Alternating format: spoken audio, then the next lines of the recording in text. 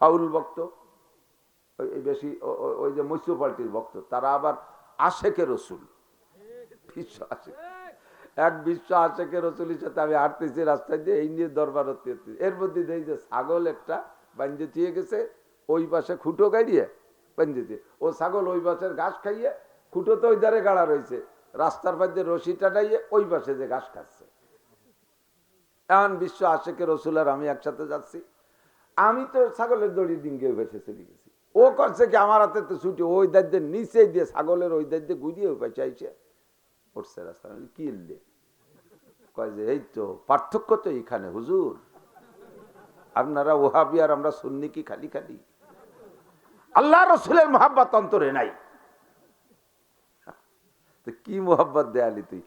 এই ছাগলের রশি আমার নবী কাঁধে করে ছাগলের রাখালি করছে, আর আজকে সেই ছাগলের রশি আপনি ডিঙ্গেলেন। তোর তো বিশাল মোহাব্বত রসুলের পর, রসুলের পর এত মোহাব্বত, তুই দাড়ি যাইস নি কে? দাড়ি কয়টা কাটিস কে? নবী কইছে কচ্ছ সারে বাবা পড়লো বুখারী শরীফের হাদিস, মোস্তা ছোট করো দাড়িরে বড় করো, দাড়ি কাটিস কে? কই যে হা বুঝলেন না, যেই দাড়ি আল্লাহর নবীর মুখে ছিল সেই দাড়ি আমার মুখে শোভা পায়? ইন্টারন্যাশনাল দাতাল না,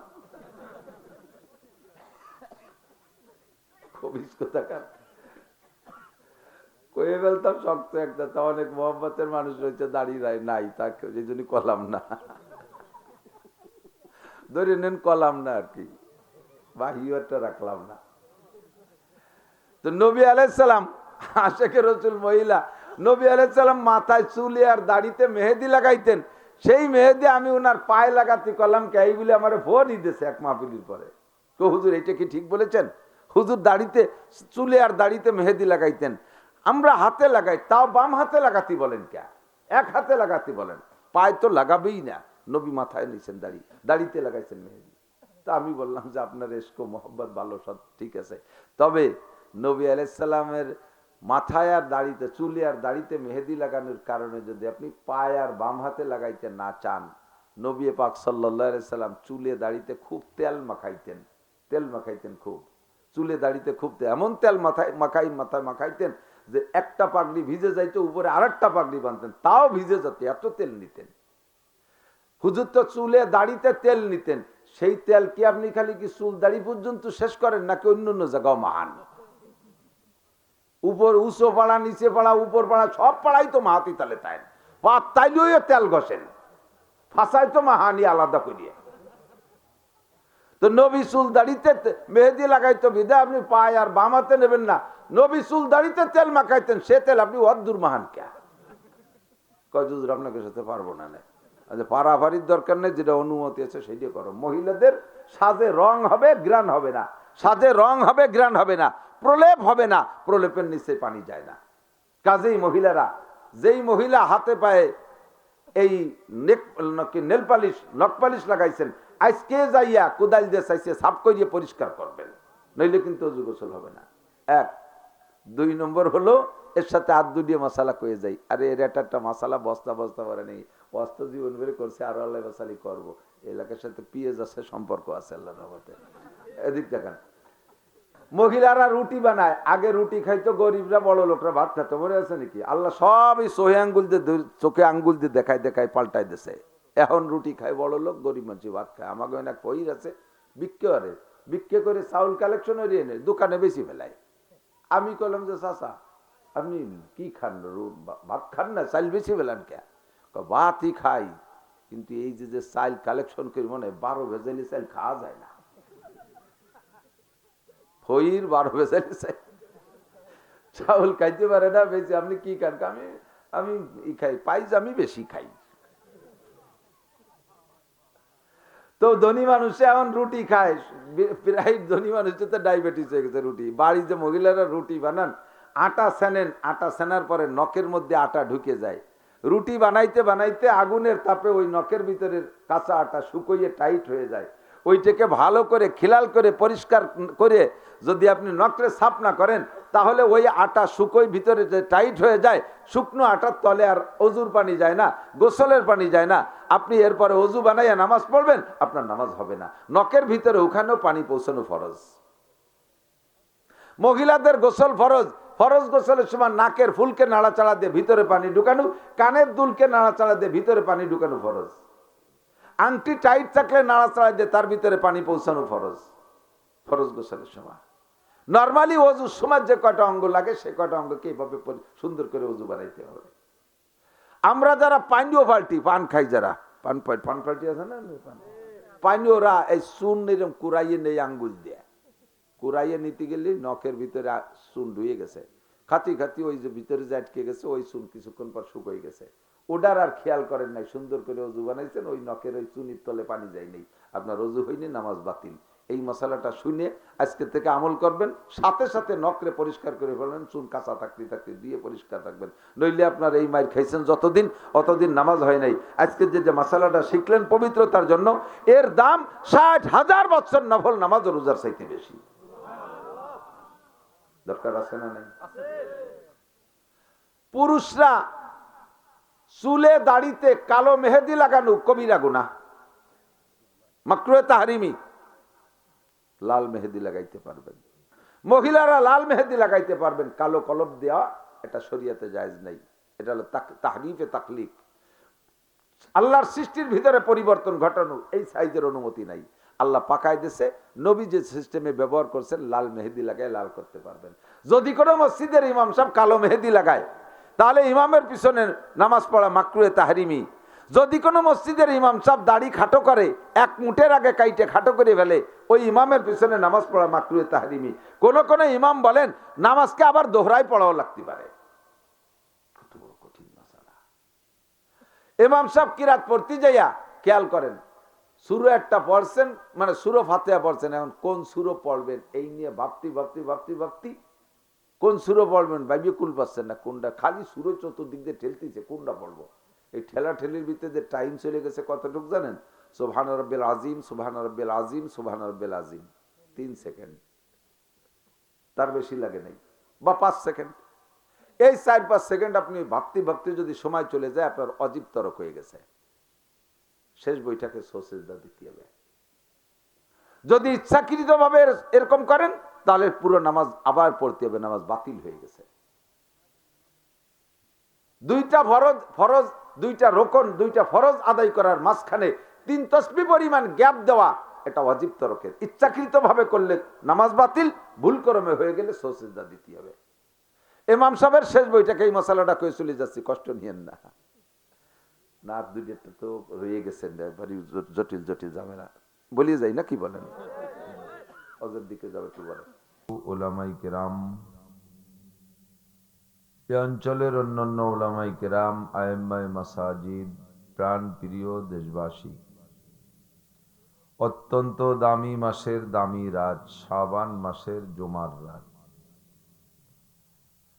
সাময়িক জান্নাতের বাগান আল্লাহ পাক রব্বুল আলামিন এই অঞ্চলের হাজারো লাখো মানুষের মধ্য থেকে আমাদেরকেই পছন্দ করেছেন, মনোনীত করেছেন জান্নাতের বাগানে কিছুক্ষণ অবস্থান করার জন্য। আল্লাহ পাক রব্বুল আলামিনের এই সুনিপুণ নির্বাচনে আমরা নির্বাচিত হতে পেরে শুকর আদায় করি আলহামদুলিল্লাহ। এটাকে জান্নাতের বাগান আমি বলি নাই, নবী আলাইহিস সালাতু ওয়াস সালাম বলেন, ইজা মারারতুম মির রিয়াজিল জান্নাহ ফারতাউ,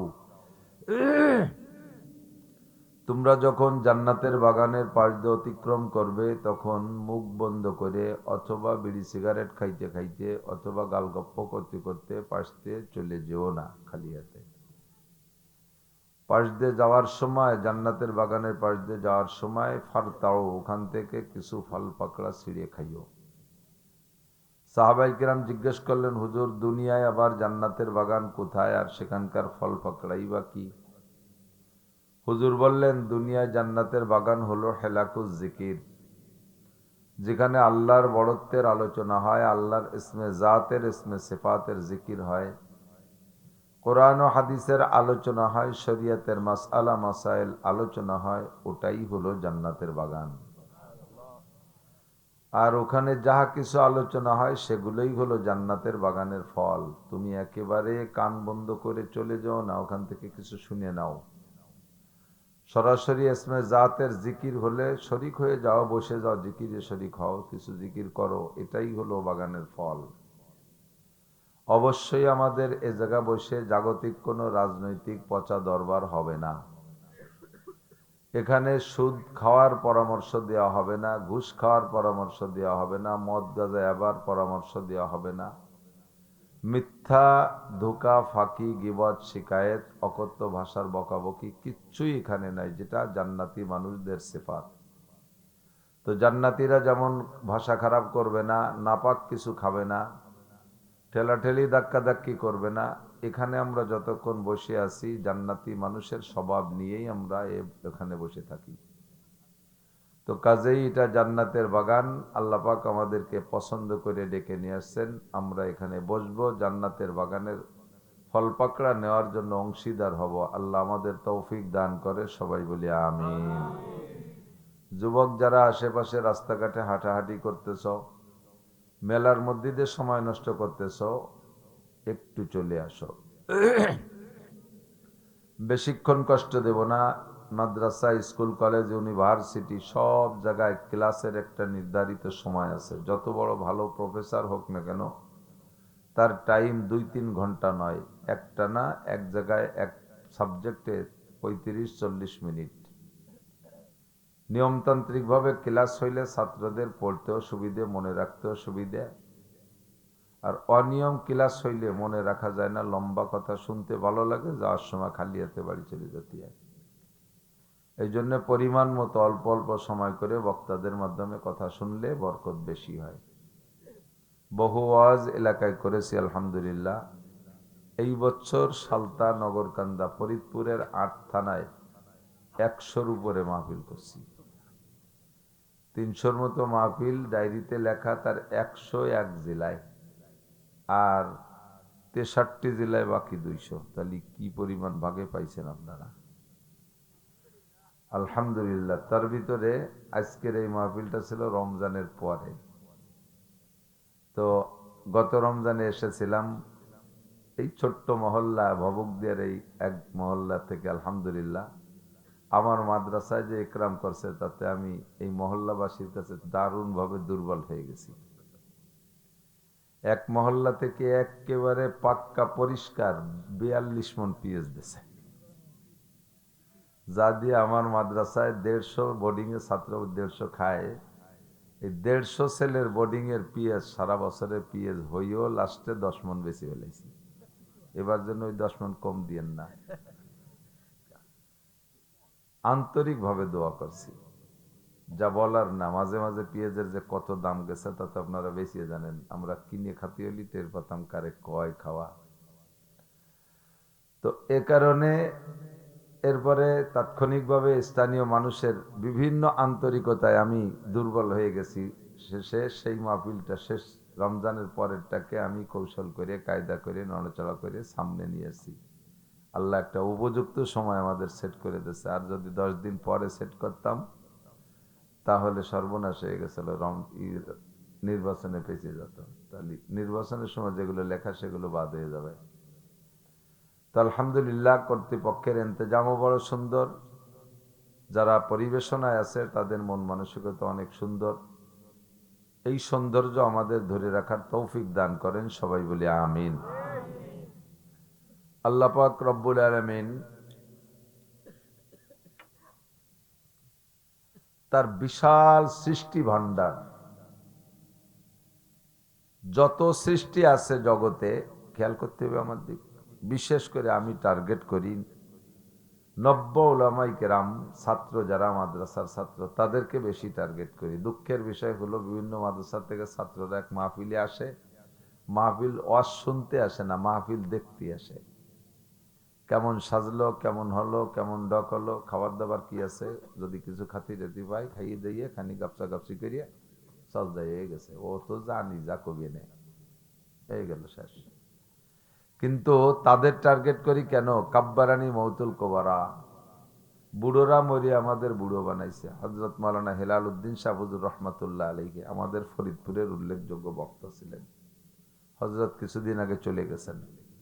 তার আগে আমাদের এলাকার বক্তা সোটপার হুজুর, আলী হোসেন সাহ, মুজিবুর রহমান সাহ, গহরডাঙ্গার রুহুল আমিন সাহ, ওমর আহমদ সাহ, হাবিবুল্লাহ মিসবা সাহ, মাজহারুল ইসলাম সাহ, যশোরে হুজুর আবুল হাসান যশোরী, নানুপুরি হুজুর রহিমাহুমুল্লাহ, এই সমস্ত বড়রা ছিলেন বক্তা, তারা চলে গেছে।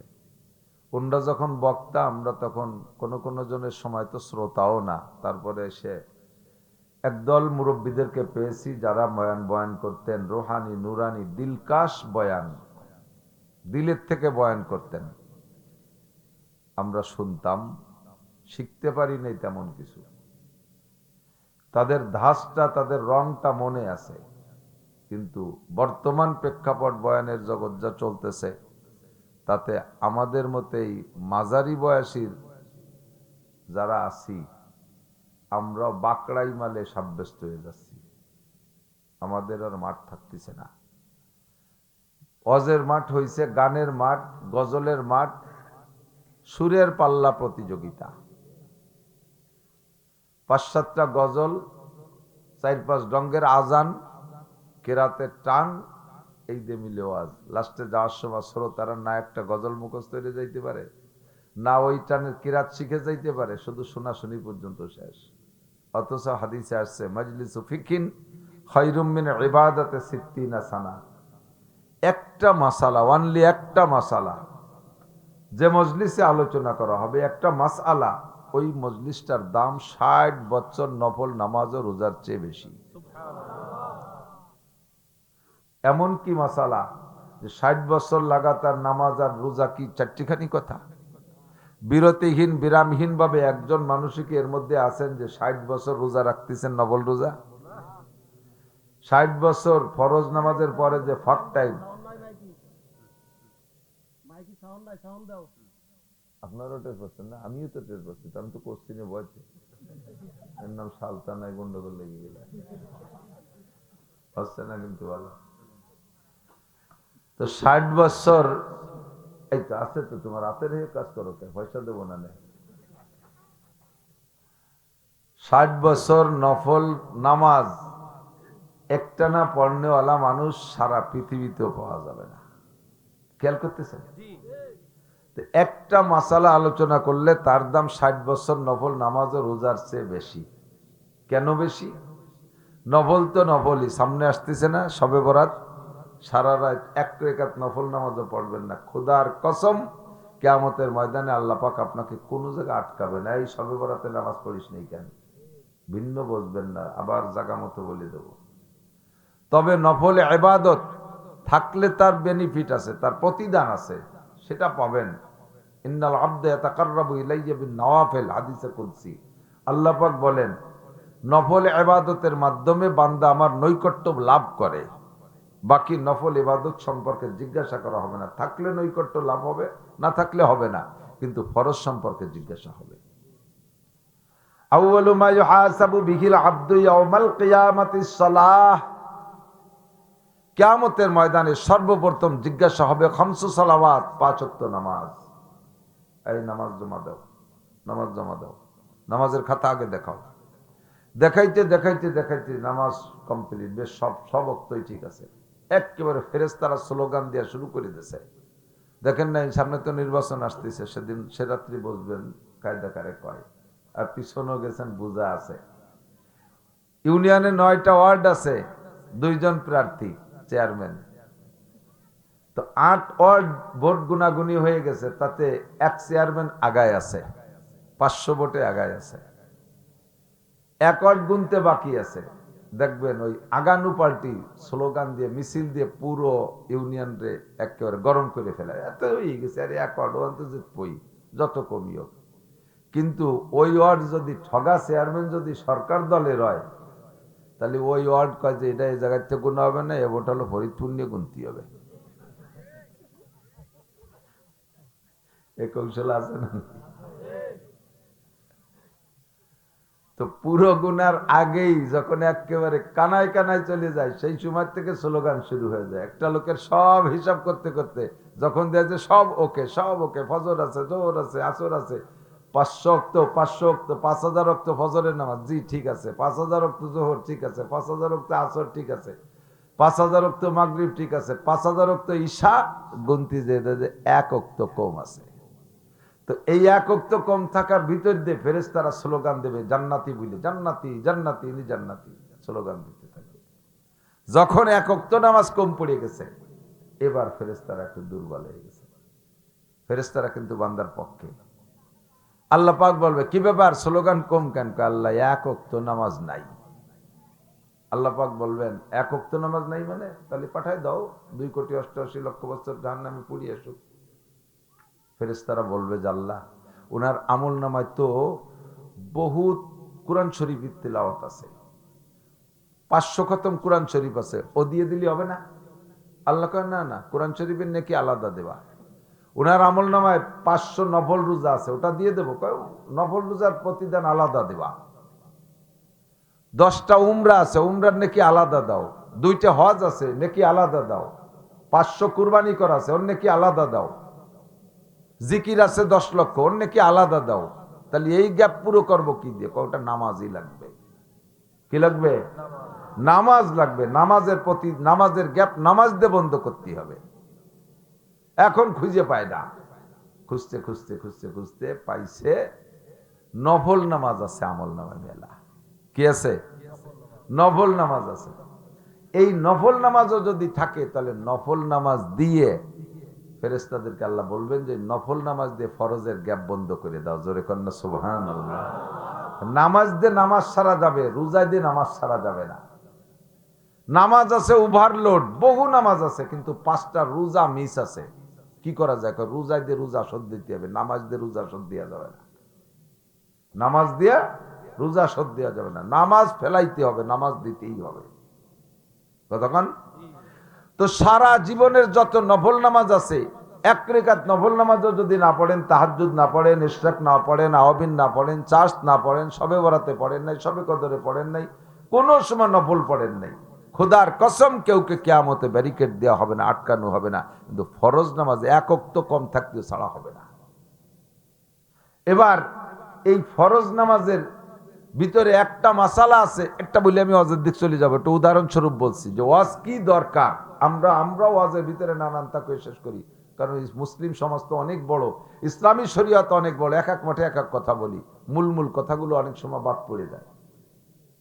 তো ওয়াজ হওয়া দরকার ছিল যেগুলো, তার একটা হলো এই মাসআলাগুলো আলোচনা করা। বহুত মানুষ আছেন এর ভিতরে নামাজের সম্পূর্ণ মাসালাগুলো জানেন না। 2 রাকাত নামাজ পড়তে সর্বনিম্ন ইমামে আবু হানিফার জামানায় 12,000 মাসআলা। 12,000-এর 12,000 কয়জন জানেন? 1200 জানেন, 12-20 জানেন, 12 গুন্ডাও জানি না, ঠিক না? এমন এমন মানুষ আছে 12টা মশলাও জানে না। মুসলমান মসজিদে যে নামাজ পড়বে চোখ কাট করে তাই আর একজন কিরম ভর্তিছে তাই দেখে নকল করে নামাজ পড়বে। আল্লাহ কয় ম্যাট্রিক পাস করা যায় নকল করে, নামাজ নকল করে পাস করা যায় না। ও আগের থেকে পড়িয়ে টড়িয়ে শিখে এসে ময়দানে আসতে হবে।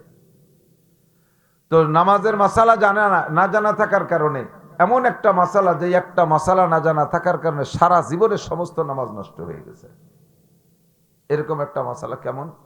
যেমন নাকি ফরজ নামাজ, ইমামের পিছনে যখন জামাতে পড়বো আমরা, তখন ইমাম সাহেব প্রথম যে তাকবীর দেয়, এর নাম হলো তাকবীরে তাহরিমা। এর নাম কি?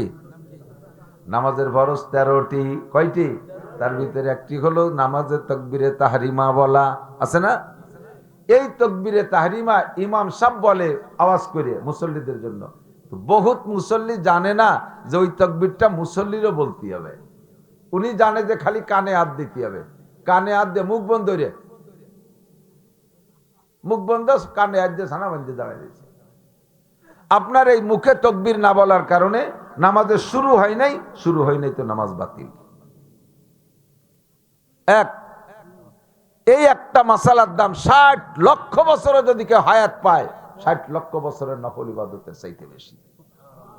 কারণ এইটা না জানা থাকার কারণে তার ফরজ নষ্ট হয়েছে। আর নফল তো জিজ্ঞেস হবে না, জিজ্ঞেস হবে ফরজ। কথা কি বুঝছেন? 2 নম্বর আর একটা মশালা এর মধ্যে না কয়ে পারতেছি না, সেটা হলো এই তাকবীরটা বলার ব্যাপারে টাইমের খেয়াল রাখা। ইমাম সাহেব একটু টেনে কইছে, বড় জামাত হলে একটু টেনে বলে, সুর ভালো হলে একটু টেনে কয় আল্লাহু আকবার, ইমাম একটু টেনে কইছে।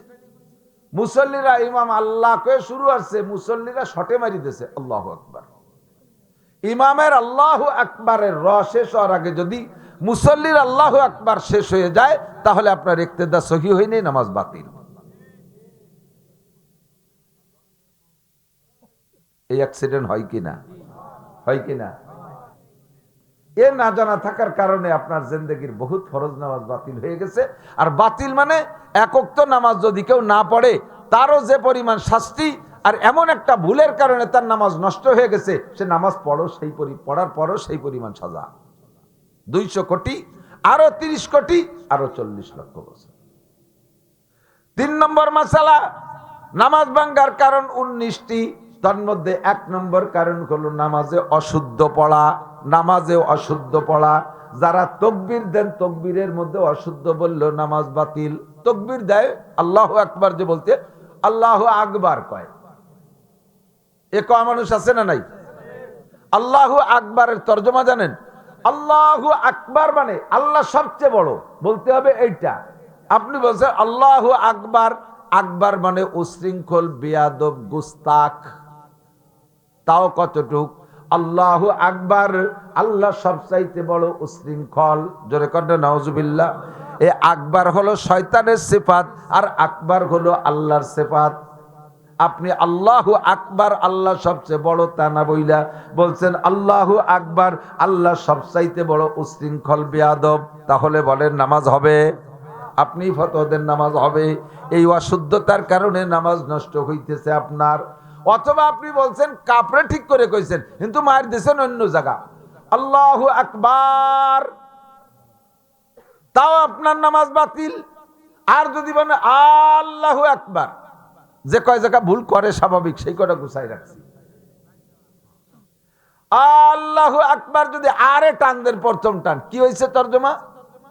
আপনি বলতেছেন এ আল্লাহ কি বড়? আমার তো তেমন হয় না, অত আমার আব্বাই বড়। আল্লাহ যে বড় এইটা কি জিজ্ঞাসা করার বিষয় না স্বীকার করার বিষয়? তা আপনি যেভাবে বলছেন তাতে জিজ্ঞাসা হচ্ছে আল্লাহু আকবার, আল্লাহ কি বড় এ বলবেন না আল্লাহু আকবার বলেন? একটু যাবো আজের দিকে যাব, মজলিসটাকে দামি বানাইনি, মাহফিলটাকে দামি বানাইনি, জিন্দেগির অনেক মারাত্মক বুলের থেকে আগে উঠে আসি। এক একটা মাসালার দাম হুজুর বলছেন খায়রুম মিন ইবাদাতি সিত্তিনা সানা, লাগাতার 60 বছর সিয়ামুহা ওয়া কিয়ামুহা, লাগাতার 60 বছর নফল নামাজ আর নফল রোজা রাখলে যেই নাকি আল্লাহর কসমের এক একটা মাসালার দাম তার চাইতে বেশি। অ্যাক্সিডেন্ট এই জাতীয় হয় কি হয় না? 1 নম্বর শুরুর একটা কয়ে দেই, সেটা হলো পুরুষরা যারা পেশাব করে ঢিলা ব্যবহার না করিয়া একটু বদনা নিয়ে জাগাতে নাইছে নিচে যাইয়ে ধুয়ে উঠে আসেন, তারা মাইর খাইছেন জম্মের কা। পেশাব করে পানি দিয়ে ধুইয়ে হাঁটা দেওয়ার পরে বেশিরভাগ পুরুষের পেশাব দিয়ে 1 ফুটা টপকানোর সম্ভাবনা থাকে। কেন থাকে? পেশাব করি চিকুন একটা সরু পাইপ দিয়ে, ওটা আবার বাল্ব টিউবের মতো, বাল্ব টিউব লাগানো সাইকেল মোটরসাইকেলে যে হাওয়া ঢোকে, আবার হাওয়া দিয়ে সারা দিলে চালিয়ে যায়, কিন্তু ভিতর দিয়ে প্রেসার দিলে কিছু বার হয়ে যেতে পারে। যদি বাল্ব টিউবের মতো না হইতো তাহলে তো সবসময় ভর্তিই থাকতো, ঠিক না? চিকুন একটা পাইপটা ভিতরের থেকে পেশাব আসে, বসলি বারা ওই পাইপটা বসলি তো মোড়ে মোড়ে ভাজে ভাজে কোনা কানা হয়ে যায়। তালি হুজুর দাঁড়ায় এই পেশাব করি, তালিতে টান টান দেয়, ও জায়গার আলাদা মায়ের। নবী পাক বলেছেন লা তাবুলু কায়মান, দাঁড়িয়ে খাড়িয়ে পেশাব করো না। মেডিকেল সায়েন্সের যুবক আমার দিক খেয়াল করো, মেডিকেল সায়েন্সের ডাক্তার বিজ্ঞানীরা গবেষণা করে পাইছে দাঁড়িয়ে পেশাব করতে মুহাম্মদুর রাসূলুল্লাহ নিষেধ করেছেন। হুজুর বিজ্ঞান সংক্রান্ত কথাগুলো বলে যান নাই। এবার তুমি দাঁড়িয়ে খাড়িয়ে পেশাব করার এগেনস্টে, দাঁড়িয়ে খাড়িয়ে পেশাব করার ক্ষতিটা তুমি তোমার সায়েন্স দিয়ে খুঁজে নাও। বিজ্ঞান সায়েন্স খুঁজে বের করছে দাঁড়িয়ে পেশাব করার ক্ষতি কি কি। 1 নম্বরে দাঁড়িয়ে পেশাব করলে গনোরিয়া, বেশি ঘন পেশাবের রোগ তাড়াতাড়ি হয়। 2 নম্বরে দাঁড়িয়ে পেশাব করলে ডায়াবেটিস হয় তাড়াতাড়ি। 3 নম্বরে দাঁড়িয়ে পেশাব করলে সেক্স পাওয়ার দুর্বল হয় তাড়াতাড়ি। 4 নম্বরে দাঁড়িয়ে পেশাব করলে কিডনি দুর্বল হয় তাড়াতাড়ি। 5 নম্বরে দাঁড়িয়ে পেশাব করলে চোখের পাওয়ার কমে যায় তাড়াতাড়ি। এত শারীরিক ক্ষতি রয়েছেন। আর দাঁড়িয়ে পেশাব করলে নবী পাকের সুন্নতের খেলাফ হওয়ার কারণে কিয়ামতে তুমি এক একটা সুন্নতের জন্য কমপক্ষে 50 আলফা সানা 50,000 বছর জাহান্নাম খাইতে তারপরে জান্নাতে যাবা। সুবহানাল্লাহ, একটু কর নাউজুবিল্লাহ। তাহলে বস পেশাব করব, বৈশা পেশাব করব। ওয়ালা তাস্তাকবিলুল কিবলাতা ওয়ালা তাস্তাদবিরুহা, তিরমিজি শরীফের হাদিস। পেশাব করতে, পেশাব পায়খানার সময় কিবলামুখী হয়ে বসবা না, আবার কিবলার দিকে পিছন দিয়েও বসবা না। কিবলামুখী হয়ে বসবা না, কিবলার দিকে পিছন দিয়েও বসবা না। বহু যুবকরা দিকের তাকিক না কইরা মনে চাইলে সাইজ মতো দাঁড়াইয়া পেশাব করে। আশাইল বাগান বাসা তিতালে থাকি।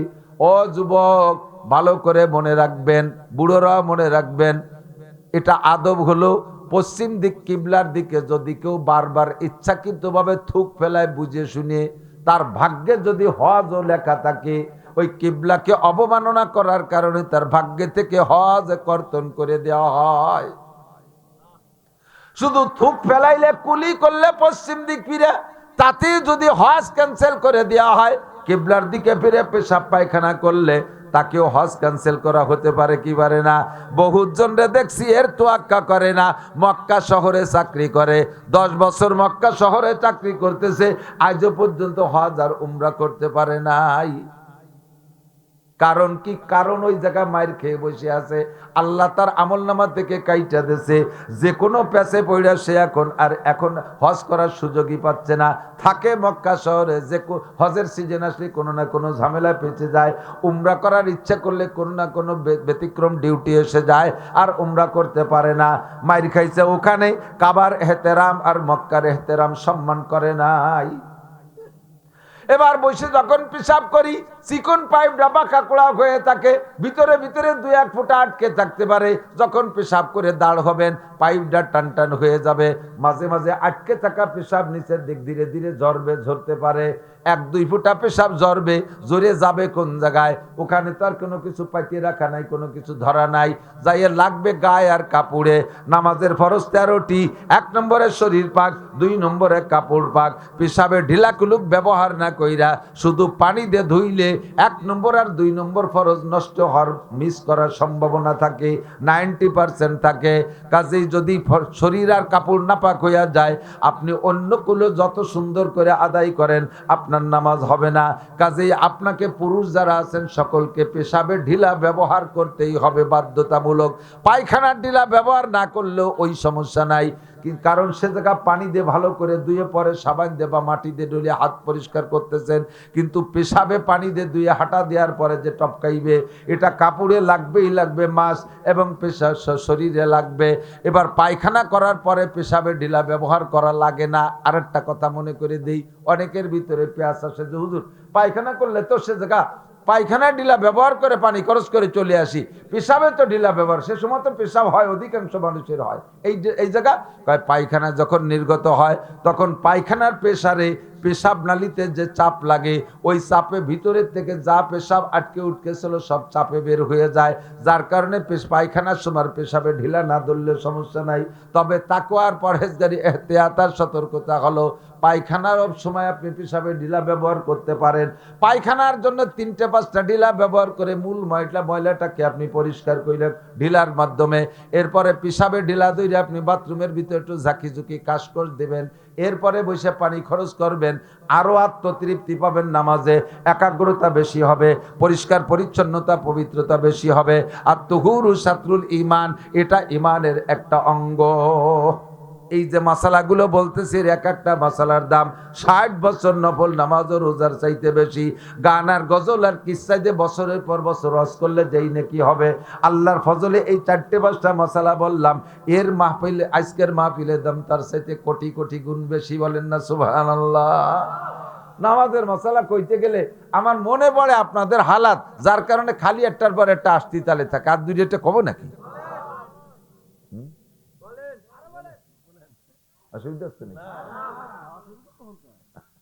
অসুবিধাটা কয়েকটি। Thank you, welcome. সূরা ফাতিহা পড়ছেন, মা বোনরা খেয়াল করেন, মহিলাকে পবিত্রতার একটা অস করে আসি।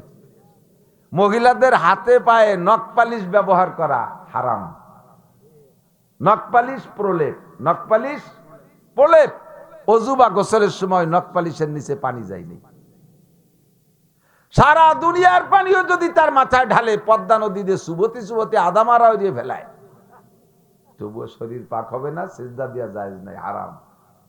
মেহেদি লাগাইতে পারবেন হাতে পায়ে, মেহেদি লাগাইতে পারবেন। মেহেদিটা এটা নখের কালারের সাথে অ্যাডজাস্ট হয়ে যায়, ওটা প্রলেপ না। কথা কি বুঝছেন? হাতে এবং পায়ে। মহিলারা এবার কিছু কিছু আছে বাউল ভক্ত, ফাউল ভক্ত, বেশি ওই যে মিউনিসিপালিটির ভক্ত, তারা আবার আশেকে রসুল, বিশ্ব আশেক, এক বিশ্ব আশেকে রসুলের সাথে আমি হাঁটতেছি রাস্তায় দিয়ে, এই নিয়ে দরবার হতে।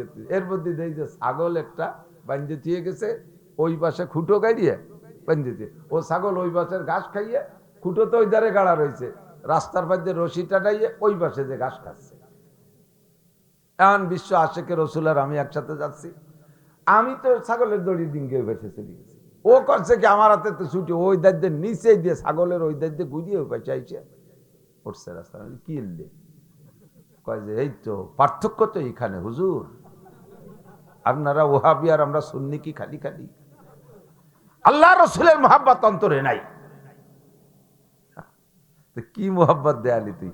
এই ছাগলের রশি আমার নবী কাঁধে করে ছাগলের রাখালি করছে, আর আজকে সেই ছাগলের রশি আপনি ডিঙ্গেলেন। তোর তো বিশাল মোহাব্বত রসুলের পর। রসুলের পর এত মোহাব্বত, তুই দাড়ি রাখিস না কে?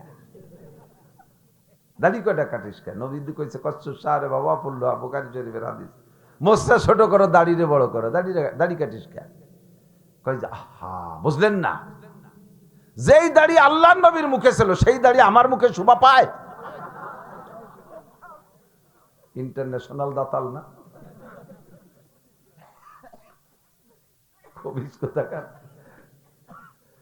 কয়ে ফেলতাম শক্ত একটা, তা অনেক মোহাম্মতের মানুষ রয়েছে দাড়ি নাই, তাকে এই জন্য কলাম না, ধরে নেন কলাম না আর কি, বাহিওটা রাখলাম না।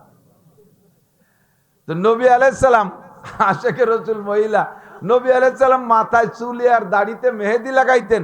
সেই মেহেদি আমি ওনার পায়ে লাগাতে কলাম কে, এই বলে আমার ভোটই দিয়েছে এক মাহফিলের পরে। তো হুজুর এটা কি ঠিক বলেছেন? হুজুর দাড়িতে, চুলে আর দাড়িতে মেহেদি লাগাইতেন, আমরা হাতে লাগাই, তাও বাম হাতে লাগাতে বলেন কে? এক হাতে লাগাতে বলেন, পায়ে তো লাগাবেই না। নবী মাথায় নিয়েছেন দাড়ি, দাড়িতে লাগাইছেন মেহেদি। তা আমি বললাম যে আপনার এসকো মোহাব্বত ভালো, সব ঠিক আছে, তবে নবী আলাইহিস সালামের মাথায় আর দাড়িতে, চুলে আর দাড়িতে মেহেদি লাগানোর কারণে যদি আপনি পায়ে আর বাম হাতে লাগাইতে না চান, নবী পাক সাল্লাল্লাহু আলাইহি সাল্লাম চুলে দাড়িতে খুব তেল মাখাইতেন খুব, চুলে দাড়িতে খুব এমন তেল মাথায় মাখাইতেন যে একটা পাগড়ি ভিজে যাইতো, উপরে আরেকটা পাগড়ি বাঁধতেন, তাও ভিজে যেত, এত তেল নিতেন। হুজুর তো চুলে দাড়িতে তেল নিতেন, সেই তেল কি আপনি খালি কি চুল দাড়ি পর্যন্ত শেষ করেন নাকি অন্য অন্য জায়গাও মাহান? উপর উঁচু পাড়া, নিচে পাড়া, উপর পাড়া, সব পাড়াই তো মাহাতি তালে তাই, তাইলেও তেল ঘষেন, ফাঁসাই তো মাহানি আলাদা করিয়ে। তো নবী চুল দাড়িতে মেহেদি লাগাইতো বিদা আপনি পায়ে আর বাম হাতে নেবেন না, নবী চুল দাড়িতে তেল মাখাইতেন, সে তেল আপনি অদ্দুর মাহান কে? কয় হুজুর আপনাকে সাথে পারবো না। আচ্ছা, পারাপারির দরকার নেই, যেটা অনুমতি আছে সেটা করো। মহিলাদের সাজে রং হবে, গ্রান হবে না, সাজে রং হবে, গ্রান হবে না, প্রলেপ হবে না, প্রলেপের নিচে পানি যায় না। কাজেই মহিলারা, যেই মহিলা হাতে পায়ে এই নেল পালিশ, নখ পালিশ লাগাইছেন, আজকে যাইয়া কোদাল দিয়ে চাইছে সাফ করিয়ে পরিষ্কার করবেন, নইলে কিন্তু অজু গোসল হবে না। এক। দুই নম্বর হলো এর সাথে আর দুটিয়ে মশালা কয়ে যাই, আরে এর একটা মশালা বস্তা বস্তা করে নেই, অস্ত জীবন বের করছে, আরো আল্লাহ মশালি করবো। এলাকার সাথে পিএস আছে, সম্পর্ক আছে আল্লাহর রহমতে। এদিক দেখান, মহিলারা রুটি বানায়, আগে রুটি খাইতো গরিবরা, বড় লোকরা ভাত খাইতো, মনে আছে নাকি? আল্লাহ সব এই সোহে আঙ্গুল দিয়ে চোখে আঙ্গুল দিয়ে দেখায় দেখায় পাল্টাই দিছে। এখন রুটি খায় বড় লোক, গরিব মানুষ ভাত খায়। আমাকে না কইর আছে বিক্রি করে চাউল কালেকশন হয়ে এনে দোকানে বেশি ফেলায়। আমি কইলাম যে চাচা আপনি কি খান, ভাত খান না, চাল বেশি ফেলান কে? ভাতই খাই, কিন্তু এই যে চাল কালেকশন করি মনে 12 ভেজালি চাল খাওয়া যায় না। হইর 12 ভেজালি চাল চাউল খাইতে পারে না বেশি। আপনি কি খান? আমি খাই পাইজ, আমি বেশি খাই।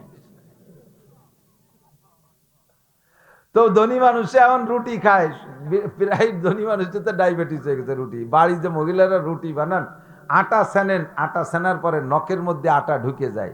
রুটি বানাইতে বানাইতে আগুনের তাপে ওই নখের ভিতরের কাঁচা আটা শুকোইয়ে টাইট হয়ে যায়। ওইটাকে ভালো করে খিলাল করে পরিষ্কার করে যদি আপনি নখরে সাফ না করেন, তাহলে ওই আটা শুকোই ভিতরে যে টাইট হয়ে যায়, শুকনো আটার তলে আর অজুর পানি যায় না, গোসলের পানি যায় না। আপনি এরপরে অজু বানাইয়া নামাজ পড়বেন, আপনার নামাজ হবে না। নখের ভিতরে ওখানেও পানি পৌঁছানো ফরজ। মহিলাদের গোসল ফরজ। ফরজ গোসলের সময় নাকের ফুলকে নাড়াচাড়া দিয়ে ভিতরে পানি ঢুকানো, কানের দুলকে নাড়াচাড়া দিয়ে ভিতরে পানি ঢুকানো ফরজ। আংটি টাইট থাকলে নাড়াচাড়া দিয়ে তার ভিতরে পানি পৌঁছানো ফরজ। ফরজ গোসলের সময় নরমালি অজুর সময় যে কয়টা অঙ্গ লাগে সে কয়টা অঙ্গকে এইভাবে সুন্দর করে অজু বানাইতে হবে। আমরা যারা পানীয় পাল্টি পান খাই, যারা পান পাল্টি আছে না, পানীয়রা এই চুন এরকম কুড়াইয়ে নেই, আঙ্গুল দেয়া কুড়াইয়ে নিতে গেলে নখের ভিতরে চুন ঢুয়ে গেছে, খাতি খাতি ওই যে ভিতরে যে আটকে গেছে, ওই চুন কিছুক্ষণ পর শুকিয়ে গেছে। ওটার আর খেয়াল করেন নাই, সুন্দর করে অজু বানাইছেন, ওই নখের ওই চুনির তলে পানি যায়নি, আপনার অজু হয়নি, নামাজ বাতিল। এই মশালাটা শুনে আজকে থেকে আমল করবেন, সাথে সাথে নখরে পরিষ্কার করে ফেলবেন, চুন কাঁচা থাকতে থাকতে দিয়ে পরিষ্কার রাখবেন। নইলে আপনার এই মাইর খাইছেন যতদিন, অতদিন নামাজ হয় নাই। আজকে যে মশালাটা শিখলেন পবিত্রতার জন্য, এর দাম 60,000 বছর নফল নামাজ ও রোজার চাইতে বেশি। দরকার আছে না নাই? পুরুষরা চুলে দাড়িতে কালো মেহেদি লাগানো কবিরা গুনাহ, মাকরুহে তাহরিমি। লাল মেহেদি লাগাইতে পারবেন, মহিলারা লাল মেহেদি লাগাইতে পারবেন, কালো কলম দেওয়া এটা শরীয়তে জায়েজ নাই। এটা হলো তাহরিফে তাকলিক, আল্লাহর সৃষ্টির ভিতরে পরিবর্তন ঘটানো, এই সাইজের অনুমতি নাই। আল্লাহ পাকায় দিয়েছে, নবী যে সিস্টেমে ব্যবহার করছেন, লাল মেহেদি লাগায় লাল করতে পারবেন। যদি কোনো মসজিদের ইমাম সাহেব কালো মেহেদি লাগায়, তাহলে ইমামের পিছনে নামাজ পড়া মাকরুহে তাহরিমি। যদি কোনো মসজিদের ইমাম সাহেব দাড়ি খাটো করে, এক মুঠের আগে কাইটে খাটো করে ফেলে, ওই ইমামের পিছনে নামাজ পড়া মাকরুহে তাহরিমি। কোন কোন ইমাম বলেন নামাজকে আবার দোহরায় পড়াও লাগতে পারে। ইমাম সাহেব কিরাত পড়তে যাইয়া খেয়াল করেন, সূরা একটা পড়ছেন, মানে সূরা ফাতিহা পড়ছেন, এখন কোন সূরা পড়বেন এই নিয়ে ভাবতি কোন সূরা পড়বেন ভাইবে কুল পাচ্ছেন না, কোনটা খালি সূরা চতুর্দিক দিয়ে ঠেলতেছে, কোনটা পড়বো। এই ঠেলা ঠেলির ভিতরে যে টাইম চলে গেছে কতটুকু জানেন? সুবহান রাব্বিল আযীম, সুবহান রাব্বিল আযীম, সুবহান রাব্বিল আযীম, 3 সেকেন্ড, তার বেশি লাগে নাই, বা 5 সেকেন্ড। এই 4-5 সেকেন্ড আপনি ভাবতে যদি সময় চলে যায়, আপনার অজীব তরক হয়ে গেছে। শেষ বইটাকে সিজদা দিতে হবে। যদি ইচ্ছাকৃত ভাবে এরকম করেন, তাহলে পুরো নামাজ আবার পড়তে হবে, নামাজ বাতিল হয়ে গেছে। দুইটা ফরজ, দুইটা রোকন, দুইটা ফরজ আদায় করার মাঝখানে 3 তাসবিহ পরিমাণ গ্যাপ দেওয়া, এটা ওয়াজিব তরকের। ইচ্ছাকৃত ভাবে করলে নামাজ বাতিল, ভুল ক্রমে হয়ে গেলে সিজদা দিতে হবে। ইমাম সাহেবের শেষ বইটাকে এই মশালাটা কয়ে চলে যাচ্ছি, কষ্ট নিয়েন না। না দুইটা তো রয়ে গেছেন, জটিল জটিল ঝামেলা বলিয়ে যাই না, কি বলেন? অজর দিকে যাবে কি বলেন? ইমাম সাহেব শেষ বইটাকে দোয়া দুরূদ সব পড়া হয়ে গেছে। পিছনে ধলা হুজুর, আব্দুল গফফার সাহেব, ইসমাতুল্লাহ কাসেমি, লিয়াকত আলী সাহেব, আপনাদের এলাকার বড় বড় হুজুররা পিছনে। কিন্তু মুরব্বীরা একটু ষোলো পড়ে, কোনটা আবার পড়তে যেটা আওয়াজ হয়ে যায়। ইমাম সাহেব তো সব পড়া হয়ে গেছে, কানে আসতেছে যে হুজুর কেবল বলছে এই দুরূদ শরীফের শেষ অংশ, এখনো দোয়া মাসুরা রয়েছে, আর ইমাম সাহেব তো সব হয়ে গেছে, ইমাম সাহেব চিন্তা হচ্ছে এত বড় হুজুরটা পিছনে, আমি এত তাড়াতাড়ি সালাম ফিরে দিলি না, কিছু করলো নামাজের পরে। এই জন্য চুপ করে বসে সবাই পড়া শেষ হোক, একসাথে সালাম ফিরে বাড়ি। এই অপেক্ষা করে মুসল্লিদের রিয়ায়তে যদি কিছুক্ষণ চুপ করে থাকেন ইচ্ছাকৃতভাবে, আপনার নামাজ বাতিল। আর আপনি সালাম ফিরেছেন কি ফিরেন নাই, ফিরবো কি ফিরবো না, এই দোমনার ভিতর দিয়ে যদি 3 তসবিহ পরিমাণ টাইম ওখানে গ্যাপ হয়ে যায় সালাম ফিরেতে, তাহলে সিজদা দেওয়া ওয়াজিব হয়ে গেছে। আপনার পড়া শেষ তো সালাম ফিরে দেবেন, পিছনে যারা পড়তেছে তাকে হোক না হোক সেটা আপনার ব্যাপার না। আর পিছনে যারা আছেন তারা যদি দুরূদ শরীফটা পড়ে শেষ করতে, মুখে বলে আত্মায়াতও পড়ে শেষ করতে পারেন, দুরূদ শরীফের অর্ধেক হয়েছে অথবা 2 ভাগই হয়েছে, দোয়া মাসুর হয়নি, ওটুক পড়তে যাবেন না, ইমামের সাথে সাথে সালাম ফিরে দেবেন। আপনিও যদি এখানে দেরি করেন যে আমি সবটুকু পড়ে নেই, হুজুর সালাম ফিরেছে ফিরে রাখবো, হুজুরি কথা মতো আমার ফিরেতে হবে না, আমার কতটা বাইর হয়েছে ভর্তি, এইগুলো সবটা ভরি টরি যদি সালাম ফিরাইতে যান তাহলে আপনারও নামাজ নষ্ট হয়ে যাবে, আপনি ইমামের হুকুম মানেন নাই। কথা কি বোঝা গেছে? সিজদায় আপনি ইমাম সাহেব তাসবিহ 3টা পড়ে উঠে গেছে, সে তাড়াতাড়ি পড়ছে, আপনি একটু পাতলা পাতলা করে পড়ছেন, 3 বার হয়নি 2 বার হয়েছে, এর মধ্যে ইমাম সাহেব উঠে গেছে, বাস আপনি 3 বার করতে যাবেন না, সাথে সাথে উঠে যাবেন। যদি 3 বার করা যদি দেরি করেন, ইমামের হুকুম মানা ওয়াজিব, ইমামের অনুসরণ করা ওয়াজিব ছিল, সেই ওয়াজিব তরক হয়ে গেছে, আপনার নামাজ যদিও ফাসেদ হয় নাই, কবিরা গুনাহ থেকে যাবে আপনার। কথা কি বোঝা গেছে? আর 2টি মাসালা না কেউ পারতেছি না কব, সে 2টি হলো, মসজিদে গেছেন জামাতে নামাজ পড়বেন বলে ঢুকছেন, ঢুকে যে দেখেন যে ইমাম সাহেব রুকুতি, ইমাম সাহেব রুকুতি, যদি ইমামকে রুকুতি আপনি যে ধরতে পারেন তাহলে রিকাতটা পাইলেন, তো কট্টুক পাইলে ইমামরে রুকুতি ধরতে পারলেন। ইমাম সাহেব সামি আল্লাহ কওয়ার আগে, সামি আল্লাহ কয়ে যে সিন হইছে না, এই সামি আল্লাহ কওয়ার আগে রুকুতি যে একবার সুবহান রাব্বিল আজিম পড়ে সারতে হবে, তাহলে রুকুটা পাইলেন। আর রুকুটা পালে লাভ কি? ওই রুকুটা যদি না পাইতেন তাহলে ওই রিকাতটা বাদ ছুটে গেল, সালাম ফিরানোর পর তো ওই রিকাত পড়া লাগবে, সালাম ফিরানোর পরে যখন একা পড়বেন এক রিকাতের নেকি পাইবেন। আর যদি রুকু ধরতে পারেন তাহলে রিকাতটা পেয়ে গেলেন, এক রিকাতে আপনি 27 রিকাতের নেকি পাবেন। কাজেই চেষ্টা করতে হবে রুকুটা ধরার। এখন ইমাম সাহেব রুকুতি আছে, আপনি সবে মাত্র গেছেন, যাই আপনার কাজ বাকি রয়েছে কতটা? 1 নম্বর ইন্নিয়াজাতু,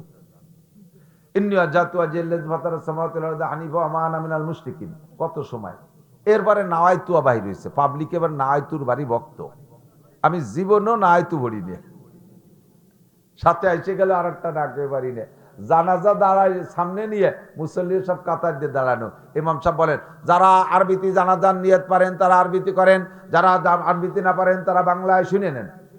এই নিয়ত মুহি করার কিছু না, মাইয়াত এখন উপস্থিত সামনে আইসি আমরা জানাজার নামাজ পড়তি, তাকে এখন জানাজা পড়বো না জোহরের নামাজ? বেলা 10টার সময় একটা টাইমই করে দেয়, বেলা 10টার সময় জানাজা সামনে, আমরা জানাজা পড়তে দাঁড়াইছি, এই সময় কি জোহরের নামাজ পড়তে আইছি না জানাজা? জোহর আসর পড়তে আইছি না জানাজা? তা জানাজার নিয়ত করিতেছে, তিয়ানের মুহি কর কি আছে? এই কোন নামাজের নিয়ত মুখে বলার কিচ্ছুই না, কিন্তু পাবলিকে নাওয়াইতুর ভক্ত, ইন্নিয়াজাতু ভরছে, তারপর নাওয়াইতু শুরু হচ্ছে, নাওয়াইতু সাল্লাল্লাহু তাআলা সালাসা রাকাতি সালাতুল মুকিকায় সালাতুল মাগরিবে ফরজুল্লাহ তাআলা মুতাওয়াজ্জিহান ইলা জিহাতিল কাবাতি শরীফাতি ইক্তাদাতু ভেজাইল ইমাম আল্লাহু আকবার, এই কতি কতি এরবারে যাই এবার সানা সুবহানাকা, এই 3 পদ পড়তে থাকলেন, ইমাম সাহেব কি ওখানে থাকবে যে কাকা আমি আসি তুমি আস্তে আস্তে আসো, থাকবে নাকি? ইমাম তো 3 বার করে উঠে চলে যাবে, আর আপনি এতটা ভর্তি যে সবগুলো মুস্তাহাব, বা কোনটা সুন্নাত কোনটা মুস্তাহাব, আর রুকুটা ধরতে পারলে এত বড় নাকি, কাজে আপনার ইন্নিয়াজাতও পড়বেন না, নাওয়াইতুও পড়বেন না, সানা সুবহানাকাও পড়বেন না, 2টা তাকবীর দেবেন, দ্রুত 2টা তাকবীর, একটা তাকবীরে তাহরিমা আল্লাহু আকবার, আর একটা রুকুর তাকবীর, 2টা তাকবীর দিয়ে যে রুকুতি অ্যাটেন্ড করবেন, রিকাতটা পেয়ে গেলেন, এক রিকাতের দাম 27 রিকাত, বলেন সুবহানাল্লাহ। জরুরি কি না? জরুরি না? ইমাম সাহেবরে আপনি সিজদায় পাইছেন, সিজদায় শরীক হয়ে যাবেন, কিন্তু রিকাত পান নাই, সিজদায় পেলে রিকাত হবে না, রুকু ধরতে হবে, আর রুকু ধরার পরিমাণ তো বুঝাই দিলাম, ঠিক আছে না?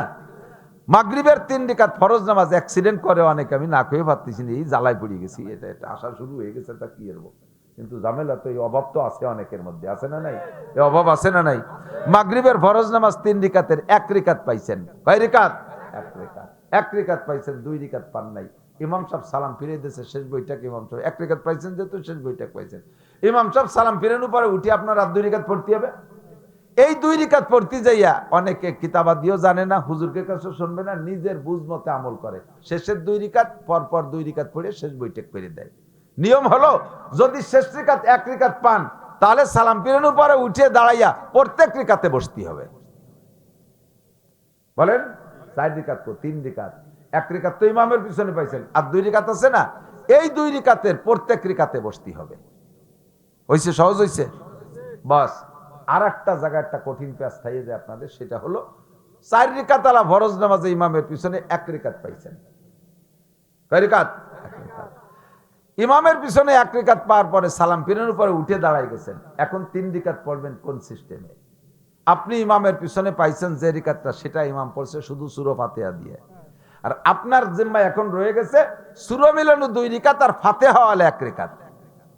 আপনি যদি আপনার কায়দায় বুঝমতে মাসালা তৈরি করেন তাহলে মনে করবেন যে তার ফাতিহাওয়ালা 2 রিকাতে একদিক করে ফেলি। তাই ইমাম সাহেবের সাথে তো 1 রিকাত ফাতিহাওয়ালা পড়ছি, আর 1 রিকাত ফাতিহাওয়ালা এই সাথে সাথেই পড়িয়ে বসি, পরে সূরাওয়ালা 2 রিকাতের পিছনে নিয়ে যাব। এটা আপনি অজেব তরক করছেন, তরতিবের খেলাফ করছেন। আপনার যে 3 রিকাত বাকি আছে, এই 3 রিকাত পড়ার নিয়ম শুনে নেন। কথা কি বুঝতে পারতেছেন? 3 রিকাত যে বাকি আছে, 3 রিকাতের সালাম ফিরানোর পরে উঠে দাঁড়াইয়া 1 রিকাত সূরা মিলাই আলহামদুলিল্লাহ সূরার সাথে আর এক সূরা পড়ার নাম হলো সূরা মিলানো, সূরা মিলাইয়ে পড়ে বসবেন। আত্তাহিয়াতু পড়ে উঠে যাবেন। এবার 2 রিকাত রইছে, এই 2 রিকাতের প্রথম রিকাত সূরা মিলাইয়া, শেষ রিকাত শুধু ফাতিহা দিয়ে। ঠিক আছে? ঠিক আছে? অনেকে জানতেন না, এরকম লোক আছেন না নাই? অনেকে জানতেন না, নিয়ম আছেন না নাই? তাদের জন্য 60 বছর নফল নামাজ না, 60,000 বছর নফল নামাজ ও রোজার চাইতে দামি। আমার বিশ্বাস আজকে এতটুকু পর্যন্ত যে ওয়াজ করছি, সারা জিন্দেগির অনেক ওয়াজের চেয়ে দামি ওয়াজ করছি আমি।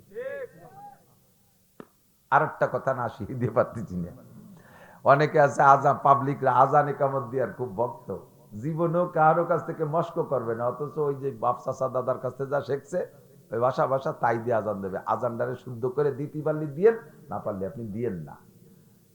ইমাম সাহেব আজানও দেবে, ইমাম সাহেব একামতও দেবে, ইমাম সাহেব নামাজও পড়াবে। যে একামত দেবে সে নামাজও পড়াইতে পারবে, দোষ নাই।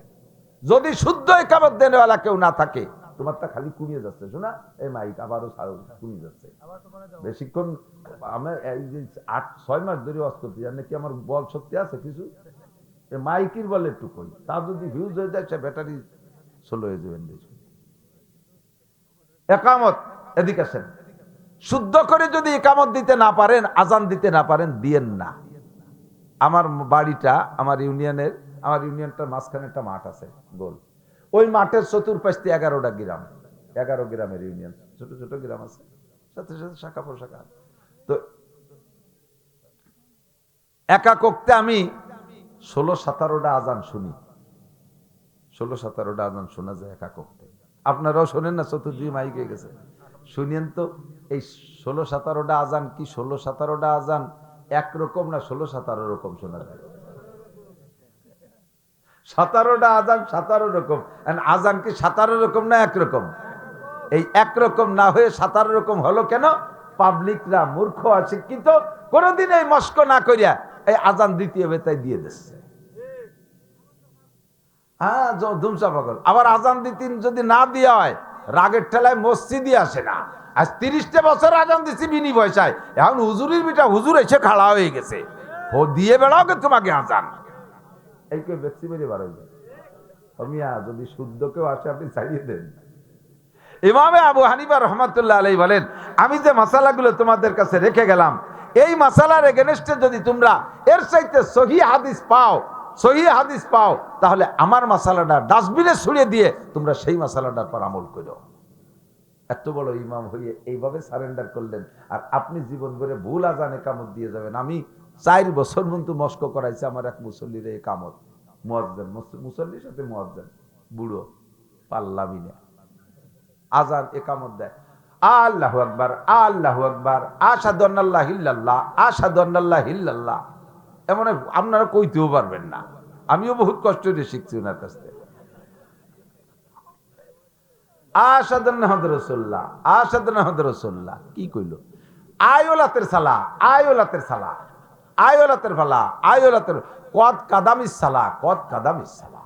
আল্লাহু আকবার, আল্লাহু লা ইলাহা ইল্লাল্লাহ। এটা আমি কইছি মুরব্বী আপনি আজান দেবেন না। হয়তো যাও পয়সা থাকলে তোমরা মুয়াজ্জিন এনে নাওগে, আবার সেই পচা আজান দেবেই দেবে, পচা একামত দেবে। শুদ্ধ করে শেখেন, হেসে উড়োই দিয়েন না।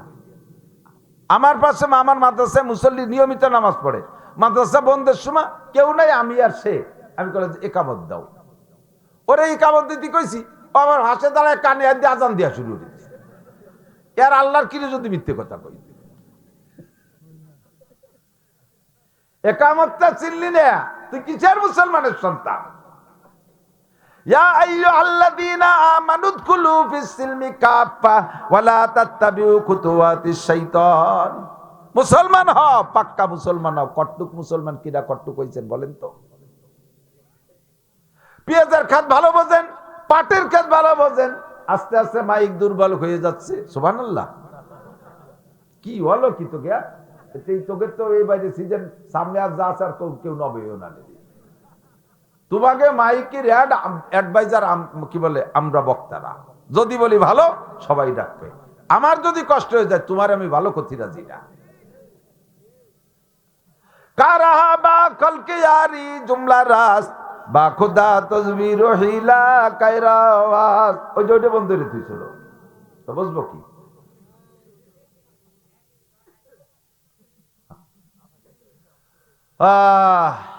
দুনিয়ার সবকিছু পারো, ইংরেজিতে কি সুন্দর। 35 বছর সরকারি চাকরি করছো, ইংলিশের উপরে তুমি অনার্স ছিলে। এবার রিটায়ার্ডের পরে বুড়োকালে তুমি বাংলা পত্রিকা পড়ো না, ঠ্যাঙের পর পাউ দিয়ে ইংলিশ পত্রিকা পড়ো, তা তো বেশ ভালোই পারো। অঙ্ক খুব ভালো পারো, বই দেখা লাগে না, কঠিন কঠিন অঙ্ক করে দাও। ইংরেজি এমন সুন্দর বলতে পারো, তোমার সাথে ইংল্যান্ড আলারাও ফেল হয়ে যায়, বোঝা যায় না বাঙালি না ইংল্যান্ডি। বাংলা যখন বলো রবি ঠাকুর কাজী নজরুল ইসলাম ফেল, কোরআন শরীফ আর আরবি যখন পড়ো তখন তোমার মুখে প্যারালাইসিস আসে। পারে কই না কঠিন। অথচ আল্লাহ কি কইছে? সূরা কাহফ পড়েন তো, আলহামদুলিল্লাহিল্লাযী আনজালা আলা আবদিহিল কিতাবা ওয়া লাম ইয়াজআল লাহু ইওয়াজা। আল্লাহ পাক বলেন আলহামদুলিল্লাহিল্লাযী আনজালা আলা আবদিহিল কিতাবা। সকল প্রশংসা ওই আল্লাহর যে আল্লাহ তার বান্দার উপরে কিতাব নাজিল করেছে। ওয়া লাম ইয়াজআল লাহু ইওয়াজা। আর এই কিতাব কোরআন, এই আরবি কোরআনের ভিতরে কোনো বক্রতা নাই, কোনো গুজামিল নাই, এর ভিতরে কোনো জগা খিচুড়ি নাই। যা লেখবা তাই পড়বা, এত সহজ ভাষা আর হয় না। বাংলায় শিক্ষিত পণ্ডিত তো অনেক আছেন, কষ্ট হচ্ছে নাকি জানি না। ব্রাহ্মণ বানান করেন দি, বয়রা ভালা আকার আমি কয়ে দিলাম, পরের টুক বানান করেন দি, মানে লিখে দিতে পারি। কি দে ব্রাহ্মণ হলো, জ্বর ইয়েরে সংযোগ করলি কি হয়? বিজ্ঞ বয়রসি বর্গজ হসন্তার সাথে ইয়ে লাগাই দিলি বিজ্ঞ হয়। তা বিজ্ঞ কতি যে গ উচ্চারণ হচ্ছে, ইয়ে আর জ্বর মধ্যে গ কো। পূর্ণ জগা খেসড়ি ছাড়া আর কিছু না বাংলা। আর তার চাইতে বাইরে ভাষা হলো ইংরেজি। লেখে জ পড়ে গ, লেখে ট পড়ে স। ইলেকশন TION সন, সন কতি স লাগে, লেখলাম দি ট, তা স হবে কে? বার্গার জি আর গার, লেখে জ পড়ে গ। কতক্ষণ আছে না? MOTHER মতিয়ার না, কি হবে? মাদার। লেখলাম মতিয়ার, পড়ে মাদার। CHALK চলকে চক। তা লেখলাম যে এল, সে এল গেল কোয়ানে? কয় উজ্জ, কয় উজ্জ হবে কে? আরবির মধ্যে কোনো উজ্জ মুজ্জ নাই। সদ লেখে সিন পড়বো না, সা লেখে সিন পড়বো না, দদ লেখে দাল পড়বো না, দাল লেখে দদ পড়বো না, কপ লেখে কাপ পড়বো না, কাপ লেখে কপ পড়বো না। যাহা লিখিব তাহাই পড়িব। এত সুন্দর সরল ভাষা হয় না, সেই ভাষাটা শিখতে পারলে না। কারাহা বা কলকে আরি জুমলা রাজ বা খুদা তসবির হিলা কায়রাওয়াজ। দুনিয়ার কোনো তার তোমার পরিপাটির অভাব নাই। নির্বাচন ভালো বোঝো, ক্রিমিনালি ভালো বোঝো, কারিতে জড়াই দিলি ঠগাই দেওয়া যায় তা ভালো বোঝো, কাজিয়ে ডাঙ্গা ভালো বোঝো, রাতের বেলায় হাসাক ধরায় কাজিয়ে হতে পারো। আরে এগুলো সব পারো, দোকানপাট সাজাইলে কি সুন্দর, লুঙ্গিটা আয়রন করা ছাড়া পড়ো না, সপ্তাহে 2 বার খেতা ধুইয়ে গায়ে দাও, সবকিছু ভালো বোঝো, কিন্তু কোরআন শরীফ পড়তে আসলি পারো না। বুড়ো মমতাজের গান গায়, ধান কাটা গায়, বুকটা ফাটিয়ে যায়, এই বয়সে বুক ফাটিয়ে যায়। ধান কাটে আর সুন্দর কণ্ঠে লালন শাহ কি কয়, বিজয় সরকারের গান গায়, বাজও ঠিক আছে। এই পৃথিবী যেমনই আছে তেমনই পড়ে রবে, এই যে গেল আইজুল, জুলও ঠিক আছে। আবার দ্বিতীয় মিস্টার সুমালো এই সামনে জুল, সুন্দর এই পৃথিবী ছেড়ে একদিন চলে যেতে হবে, এখানে আইজুল।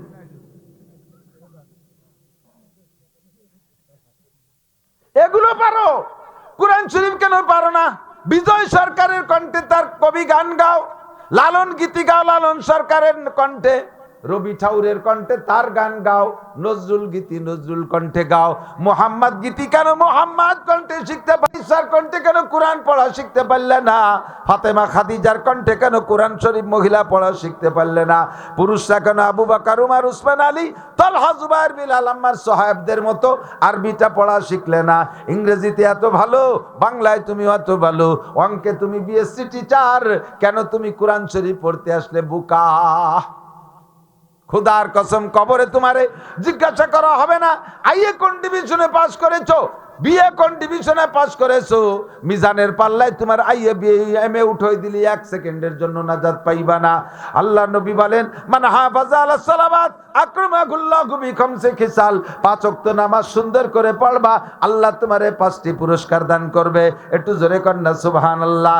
আল্লাহ তোমারে 5টি পুরস্কার দান করবে। 1 নম্বরে দুনিয়ায় রিজিকের অভাব থাকবে না, 2 নম্বরে কবর আযাব মাফ, 3 নম্বরে ডান হাতে আমলনামা পাইবা, 4 নম্বরে বুলসিরাত বিদ্যুৎ গতিতে পার হইয়া যাইবা, 5 নম্বরে ওয়ায়াদখুলুল জান্নাতা বিগাইরি হিসাব, বিনা হিসাবে জান্নাতি। কাজটা করলাম কি, কি শিখলাম? বুঝতে পারলাম না।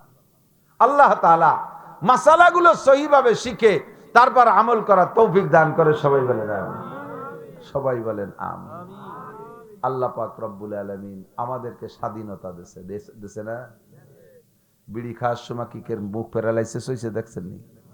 গাঁজা খাওয়ার সময় মুখ বেঁকা হয়ে গেছে, ফেরেশতারা মুখখান ধরে মুসলাই বেহারে দিতে পারত না, তা দেয় না।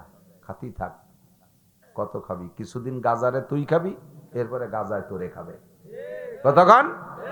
কিছুদিন বিড়িলে তুই খাবি, এরপরে বিড়িতে তোরে খাবে, মাটিয়ে খাবে, পরান খাবে, কলজে খাবে, ফুসফুস খাবে, লাশ খাবে, হার্ট খাবে, বাল্ব খাবে, রক্ত খাবে। ঠিক? সবাই তো কাও ঠিক, আবার খাও কে? গাঁজা খাতি মজা লাগে, যত মজা তত সাজা। হারামে তাৎক্ষণিক একটু আরাম আছে, কিন্তু স্থায়ী আরাম নাই। এক গল্প শুনেছিলাম, এক স্কুলের মাস্টার, কি বলে, এক স্কুলের একটা মেয়ে ক্লাস 9-10-এ পড়ে, খুব মেধাবী, কিন্তু নিতান্ত গরিবের মেয়ে। বাপ ভ্যান চালায় কোনো মতে, মেয়েটার পড়ার খরচ দিয়ে 5 স্কলারশিপ, আবার জেএসসিতে স্কলারশিপ, সেই স্কলারশিপের পয়সায় সে পড়ে পড়ে বড় হচ্ছে, পুরো স্কুলের মধ্যে ফার্স্ট। ওর বাপ মেয়ের বিয়ে দেওয়ার জন্য একটা ছেলে খুঁজছে, ওই বাপও ভ্যান চালায়, ছেলেও ভ্যান চালায়, এটা খুঁজে খুঁজে নিয়েছে। মেয়েরে বলতেছে, মা হাই স্কুল পর্যন্ত স্যাররা তোরে মেধাবী বলে সহযোগিতা করলো, কিন্তু কলেজে গেলি তো তোর মতো মেধাবী কত আসবে, তোরে তো সে জায়গায় কেউ পয়সা দেবে না, আমি সেই সময় খরচও দিতে পারবো না, কাজেই গরিবের কপালে ধন জোটে না, তুই এর কলেজে চিনতে পারিস না, আমি ছেলেরটা পাইছি, বিয়ে বস। বাপে সুন্দর করে বুঝাইছে, মেয়েটা রাজি হয়েছে। আব্বার উপর দিয়ে কি বলবো, আব্বাই যদি জুমাইল মারিয়ে দেয়। তো বিয়ের তারিখ সব ঠিক হয়েছে। তো যাইয়া ওই মেয়েটি, বাপের তো অভাব চরম, মাত্র 5 জন মেহমান আসবে কথা, এই 5 জনের মধ্যে দিয়ে উঠে দেবে। আর মেয়েটি যাইয়া হাই স্কুলে স্যার, হেড স্যারে ডেকে বলছে, স্যার, দপ্তরে যে সব স্যারকে বলছে, স্যার এই ঘটনা আব্বা করে ফেলাইছে, আমি রাজি হয়ে গেছি, এখন আমি তো সবাইরে দাওয়াত দিতে পারবো না, আমার তো নিতান্ত গরিব আব্বা, শুধু সবার পক্ষ থেকে হেড স্যার যাবেন, আর যদি পারেন আপনারা কিছু সাহায্য আমার আব্বারে করলেন। স্যার সেই সময় ছাত্রছাত্রীকে মধ্যে একটু কয়টা কালেকশন এনে দিয়েছে, স্যাররাও কিছু দিয়েছে। আর হেড স্যার বলছে যে মা তোমার যেদিন মেহমান আসবে ওই দিন ভোরবেলা তোমার আব্বারে আমাকে বাড়ি পাঠাই দিও, আমি 2 কেজি গরুর গোশের টাকা দিয়ে দেবো। 5 জন মেহমান তো 2 কেজি গরুর গোশ, আর আমারে জাতি করে না। কয় না স্যার আপনি না গেলে বিয়েই বসবো না। মোটামুটি স্যাররে টাইট দিয়ে দাওয়াতটা স্যাররে ফাইনাল করছে। এখন বিয়ের দিন সকালবেলা কুয়াশার আকাশ, ভোরবেলা ওর আব্বা যাইতেছে স্যারের বাড়ি 500 মানে গরুর গোশের টাকা আনতে। যাওয়ার পথে রাস্তার পর দেখে যে পলিথিনই একটুল্লা গোশ ফেলা দিয়ে, তাজা মানে তক্তকে গোশ, গরম গোশই পলিথিন ভরা। খানিক দাঁড়ায় রয়েছে, এদিক ওদিক কেউ দেয় না।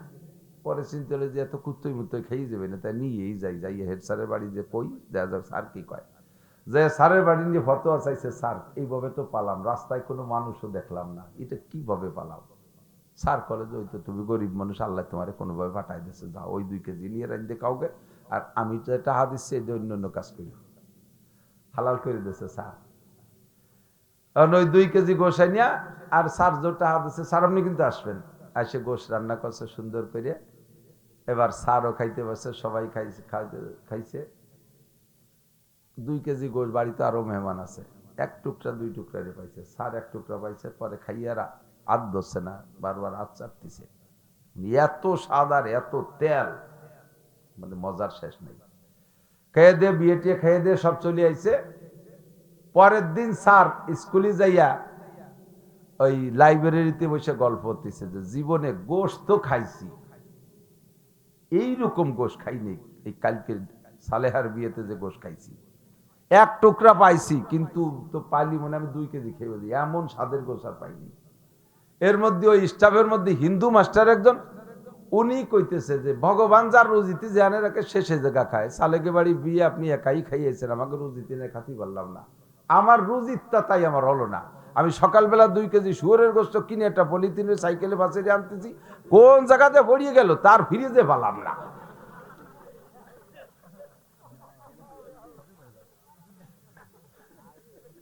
আর কি স্যারের কোন জায়গাতে পড়লো ফিরে যে একটা পালাম না। হেড স্যার আর বেদনা ভাঙ্গে তাড়াতাড়ি ঘন্টা পরে ছুটি দিয়ে খেড়ের বেলার ওই পাশে যে গলার মধ্যে আঙ্গুল ডইতে বমি হচ্ছে, তাকের বাইরে ও যুবক, হারামে তাৎক্ষণিক একটু মজা আছে, কিন্তু পরে সাজা আছে, খুঁজে দেখো। আর একটা কথাই বলে যাই, রাস্তায় পড়া জিনিস, এতো একটার সাথে একটা এসে গেল, রাস্তায় পড়া জিনিস কখনো খাবেন না, নেবেন না, ধরবেনই না, আপনার না। বহুত বুড়ো বুড়ো মানুষও পাইলে এমনি 5-10 টাকা ফেলানো থাকলি ডাক দেয়, কার টাকা পড়ছে দেখো, যদি 1000 নোট দেয় দই দিই, এই কেবল নামাজ ছড়ি বাড়িছে, এদিক ওদিক তাকাইয়ে ধরে ভকেটে ডুয়ানো সারা। 1000 টাকায় 10,000 টাকা নিয়ে বার হয়ে যাবে।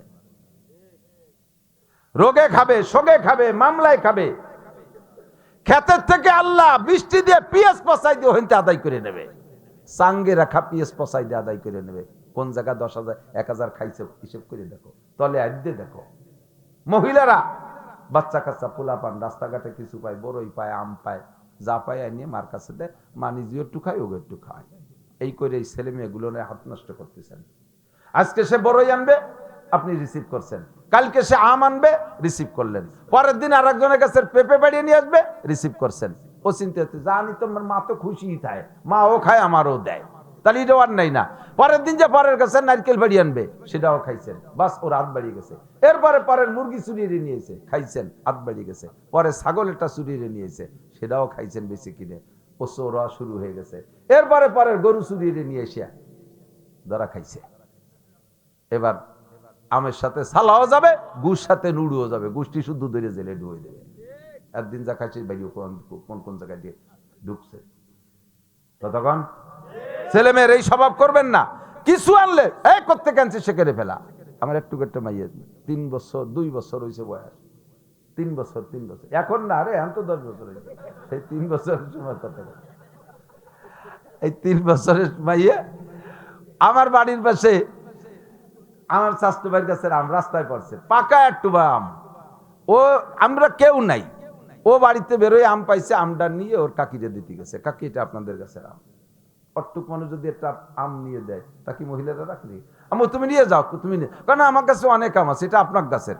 উনি রাখবে না আর ও আনবে না, উঠোনে ফেলাই দিয়ে চলে গেছে। ও জানে যে এটা বাড়ি নিলি পর আম্মু রিসিভ করবে না। লাখ টাকা ফতে ফেলা নিয়ে পাইলেও ইনশাল্লাহ আমার ছেলে মেয়ে দত্তরা ট্রেনিং করান, এটা ট্রেনিং করান। এইগুলো খাবেন কেন খাবেন বলি না কিসা।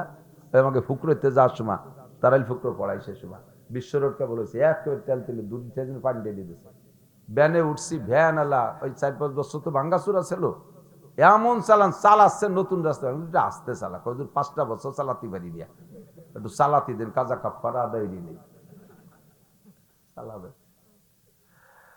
আল্লাহ, আমি কই যদি ব্রেক করা লাগে 3-4 কিলো হাসপাতাল পর্যন্ত কিচ্ছু নেই, একটা মাসিও নাই রাস্তা, ব্রেক করবো কে? এ বলছি না বলছি ব্রেক করে ফেলেছে, এমন হার্ড ব্রেক দাঁড়াই গেছে। লাইফ দিয়ে নামে পিছনে যে রাস্তার পাশে সৌমারি কি জন্য ধরে পকেটে থুয়ে এবার ভ্যান ঠেলে চলে না। আমি চালা আরে হুজুর হবে না দাঁড়ান আপনারা আর একখান ভ্যান ঠিক করে দিচ্ছে না, তোর কানে যাবো চালা। এই মরণে ব্রেক করলে কি হয়েছে? ব্রেক ভাঙ্গে চাকার মধ্যে দিয়ে গেছে। এই ব্রেকটা করলি কে?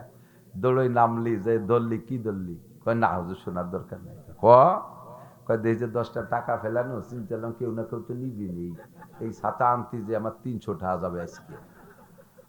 ঢুকছে 10 টাকা বেড়ে গেছে, হাসি উড়োই দিয়ে না, পিছনে আজ দিয়ে দেখেন জীবনে যত অর্থনৈতিক দণ্ডি আপনার কাছে খুঁজে দেখেন, তলে আজ দিয়ে দেখেন কোন না কোন মাই আছে আপনার। কেন আমার হালাল টাকা এ জায়গা যাবে? আমার হালাল টাকা ওখানে যাবে না, আমার হালাল টাকা কেউ মার দিতে পারবে না। নিশ্চয় আপনি কোন জায়গায় 1 টাকা খাইছেন, এই জন্য 100 টাকা চলে গেল। কে 1000 খাইছেন, চলে গেল। এই যে দেশের নেতারা জম্মের খাইছে, এখন খাও। আরো কতজন খাইয়ে চাইয়া পলাই টলাই ঘুরিয়ে গেড়িয়ে আইসো, চিন্তিত বাকি নাই। কোন চাষি বা কম সিন্দি খাওয়ার জম সব দলে আছে, কতক্ষণ আছে না নাই? এক দলরে খালি পাইকারি ধরে গালি দিয়ে লাভ নাই, চিনি সবাই। সাবধান, হারাম খাবা এই উগ্রাণু লাগবে। যে পরিমাণ খাবা, মানুষে এত কটা ভাত খায় পেটের মধ্যে মোড় দিয়ে বমি অলিভারা তার চেয়ে 3 গুণ বেরিয়ে, কতক্ষণ যা খায় তার চেয়ে বেশি বেরোয় কিনা, তার চেয়ে বেশি বেরোয় যায়। আগে যে খাওয়া তাও সাথে সাথে বেরোয় চলে যায়। এজন্য হালাল খাবো, হারাম পরিহার করবো। রাজি আছেন তো? কি যেন কইতে কইতে দূরে সরে চলে আসছি। ইত্তাকিল মাহারিমা তাকুন আবাদান নাস। যত হারাম আছে ছেড়ে দাও, তাহলে তুমি সবচাইতে বড় ধনী হতে পারবা। এক একটা মাসআলার দাম 60 বছর নফল নামাজ ও রোজার চাইতে বেশি। মাজলিসু ফিকিন খায়রুম মিন ইবাদাতি 60 সানা। আমাকে আপনাকে আল্লাহ পাক স্বাধীনতা দিয়েছে, দেশে কি দেয় নাই? ওইখান থেকে চলে আসছি। যে অন্যায় করবা তাৎক্ষণিকভাবে আল্লাহ অ্যারেস্ট করে না, আল্লাহ সুযোগ দেয়। ফামাহিলিল কাফিরিনা আমহিলহুম রুয়াইদা। ছেড়ে দাও, সুযোগ দাও, কত উপরে উঠতে পারে উঠুক। এই স্টেজ থেকে যদি কেউ গড়াইয়া পড়ে একটু ব্যথা পাবে, তবে মরবে না। কতক্ষণ স্টেজ থেকে গড়াই পড়লে বুড়ো মানুষও যদি পড়ে তাহলে ব্যথা পাবে, কিন্তু মরবে না। 200 হাত উপরে নিয়ে যদি ছেড়ে দেয়, মেরে দেয় নিচের দিক, তাহলে মোর থেকে নিচে পর্যন্ত আসা লাগবে। 200 হাত উপরে যদি ছাড়িয়ে দেয়, মেরিয়ে দেয়, আছাড় দেয়, তাহলে অর্ধেক পথে মরি যাবে, বাহিটুক পড়বে পাও। যত উপরে উঠানো যায় আষাঢ়ে তত জোর বেশি হয়। ও যুবক, বিড়ি খাও, সিগারেট খাও, গাঁজা খাও, এবা খাও, ফেন্সিডিল খাও, হিরোইন খাও, আরো যা খাও, ডেলি প্রমোশন করতেছ খাওয়ার ভিতরে। আল্লাহ পাক শুরু থেকে তোমারে গলা চিপে ধরে নাই, মুখ ধরে বসে নাই, তোমাকে উঠতে সুযোগ দিয়েছে। দেখি কত উপরে ওঠো। মাঝপথে তওবা করে ফিরে আসো। বাজ আ হারাতে হাস্তি বাজ আ। যে জায়গা আছো ওখান থেকে ফিরে আসো বান্দা, তোমার ওইটুকু আমি মাফ করে দেব। যদি তুমি ফিরে না আসো, উঠতে থাকো, আল্লাহ তোমারে সুযোগ দিয়েছে, ওঠো, কত উপরে ওঠো। যত উপরে উঠবা আষাঢ়ে তত জোর হবে। এক পর্যায়ে হারাম খাইতে খাইতে তুমি এখন পাগল হয়ে গেছো, মাতাল হয়ে গেছো, চোখ নষ্ট হয়ে গেছে, কিডনি নষ্ট হয়ে গেছে, গাল শুকায় গেছে, হাতে পায়ে মাংস নাই, তুমি মাথায় সবসময় ঘুরে, ঘুম আসে না, ইত্যাদি রোগে আক্রান্ত হয়ে গেছো। দুনিয়ার কোন ডাক্তার আর তোমার চিকিৎসা করতে পারবে না। আল্লাহ পাক বলেন সানাস্তাদরিজুহুম মিন হাইসু লা ইয়ালামুন। কোন দিক দিয়ে যে মারবো তুই টেরও পাবি না, কোন দিক দিয়ে ধরবো তুই টেরও পাবি না। আল্লাহ পাক আমাকে সুযোগ দিয়েছেন, ইমানের ব্যাপারে সুযোগ আছে আমার দিক, ইমানের ব্যাপারে সুযোগ দিয়েছে, আর আমলের ব্যাপারে আল্লাহ পাক আসানিয়ার সহজের মুআমালা করেছেন। ইমানের ব্যাপারে আল্লাহ পাক বলেন লা ইকরাহা ফিদ্দিন, ওলামায়ে কেরাম মনে রাখবেন, কথা বলবেন, যে কথা বলতে যে এত কথা বলে ফেলাইছি, হঠাৎ করে শুনবে একদিন আমার মৃত্যু খবর, কেঁদে কেঁদে আসবে সবাই দিতে শুধু কবর। এখন মাঠে ময়দানে আমরা আছি, একসময় আমরা থাকবো না, একসময় আমরা থাকবো না। তবে চেয়ারটা যদি খালি হয়ে যায়, এই চেয়ারে এসে বসবে ভণ্ডরা। ভণ্ডরা যাতে বসতে না পারে, যোগ্য আলেম এই চেয়ারে বসার চেষ্টা করেন, প্রস্তুতি নেন। কাজেই বয়ান শুনবেন এবং শিখবেন। আল্লাহ পাক সকলকে তৌফিক দান করেন, বলেন আমিন। আল্লাহ পাক ইমানের ব্যাপারে আসানির, ইমানের ব্যাপারে সুযোগ দিয়েছেন, ইমানের ব্যাপারে সুযোগ দিয়েছেন, কোনো জবরদস্তি নাই।